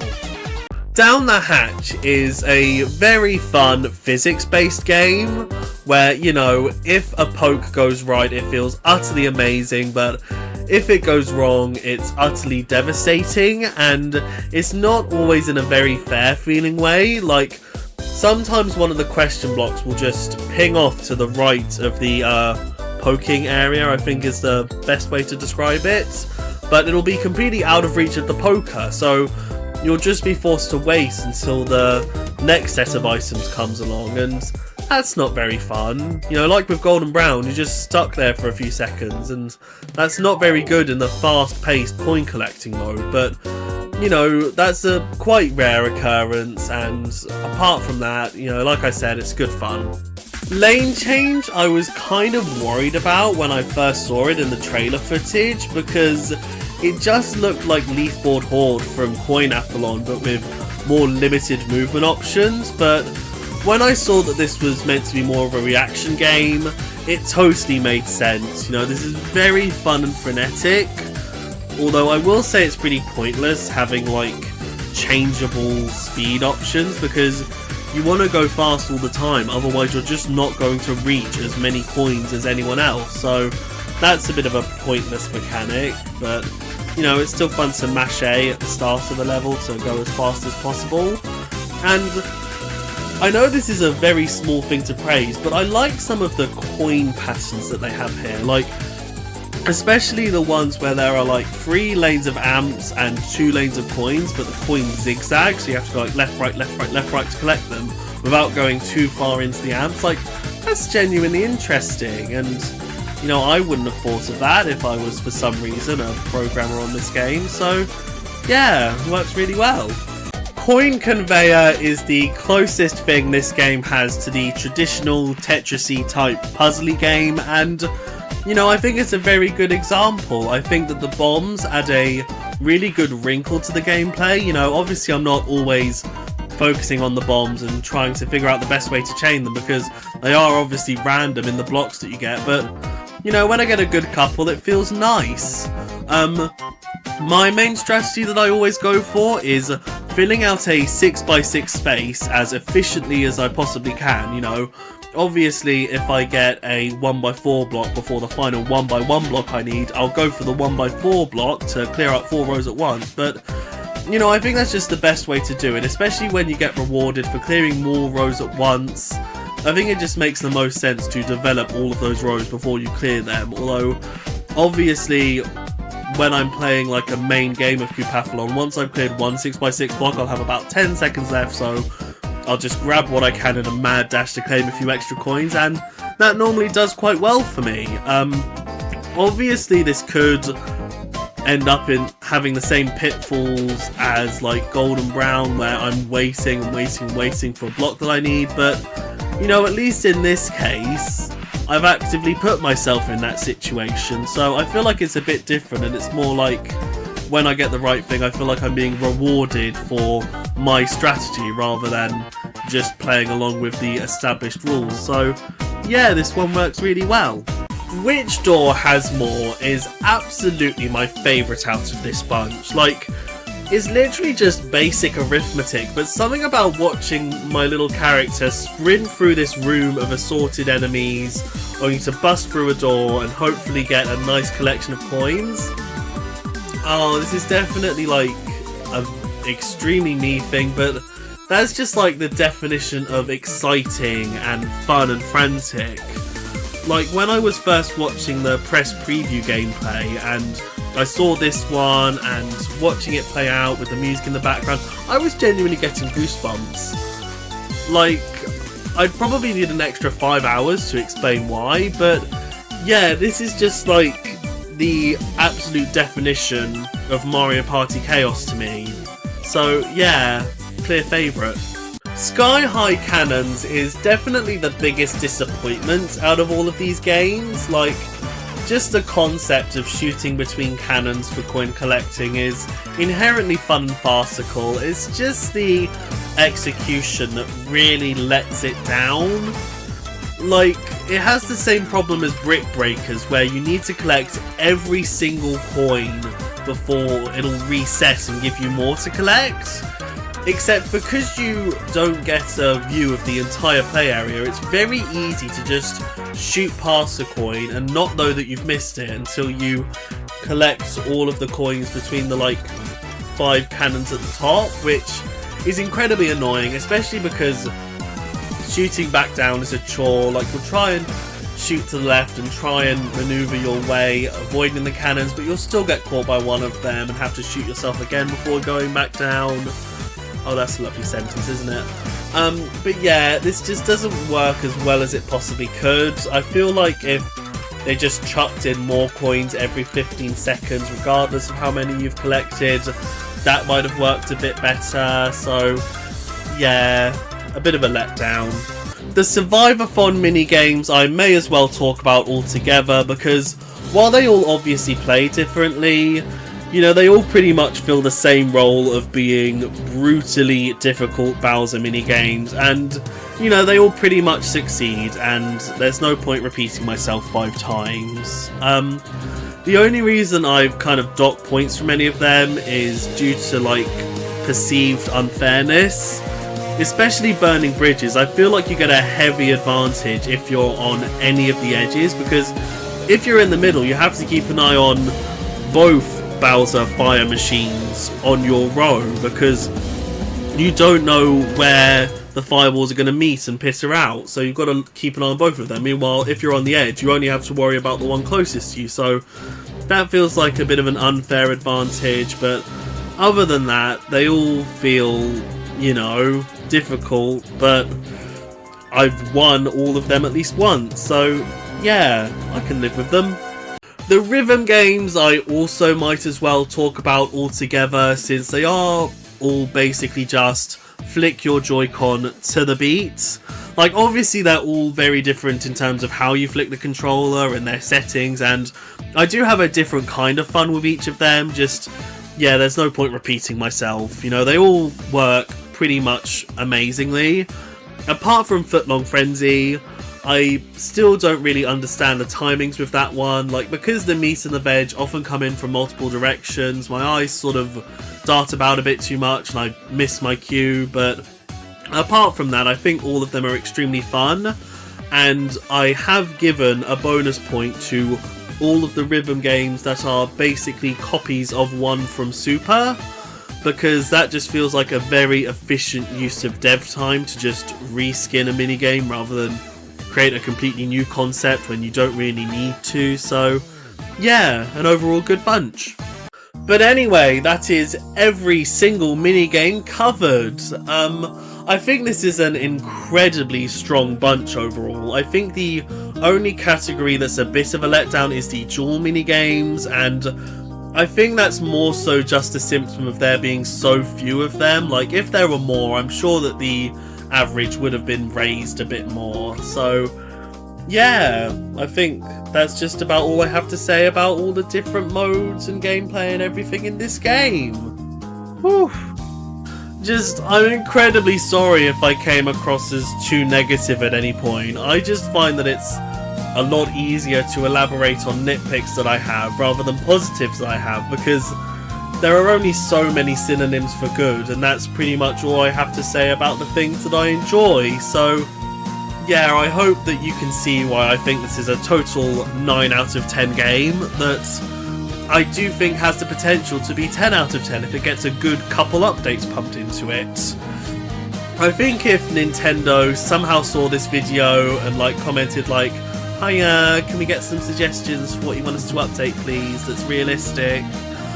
The 5 that I would give are probably chuck in Treetop Treasure, Platform Peril, and Rinks to Riches as Coupathlon minigames, add in handicaps and random minigame selection to the Pro Rules, make all of the different enemies that appear in Bowser Kaboom Squad appearable in any of the 3 maps, so that basically goes from 3 maps to 9 maps. Add in the ability for 4 players on the same console to play co-op minigames, and add a mode to Minigame Bay where you play 5 to 10 co-op minigames and try and get as many S ranks as possible. And turn Tag Battle into a first to 3, 5, 7 mode with all of the different minigame modes rather than just 2v2s. And with that, I think this game would pretty much be there. Like a perfect 10 out of 10 for me. Obviously, I also want, more characters, more boards, more minigames, more everything, but you can obviously never guarantee that to come with a Mario Party game. So, yeah, I think there are some very realistic updates that I think this game could potentially get. Especially going into the Switch 2 generation, they might want to update this game and be like, Kiwi, you can play it on here as well. So, yeah, I'm just so happy with this game overall. I'm so glad that we got it, and I'm excited for hopefully 2027 when the next Mario Party game comes out. Whether that's Superstars 2 or Super Free, I'm sure it'll turn out just as good, as long as it has more modes than Superstars. But yeah, if you have any questions or concerns, do let me know. Just, when I first saw Rainbow Galleria, I was a bit skeptical on whether or not it would be able to capture the true experience of going to a shopping centre. But then, later on, we saw that there was the Kamek 1 coin shop, and I was a lot more settled knowing that they had Poundlands in the Mario universe. Bye-bye. Have a nice day.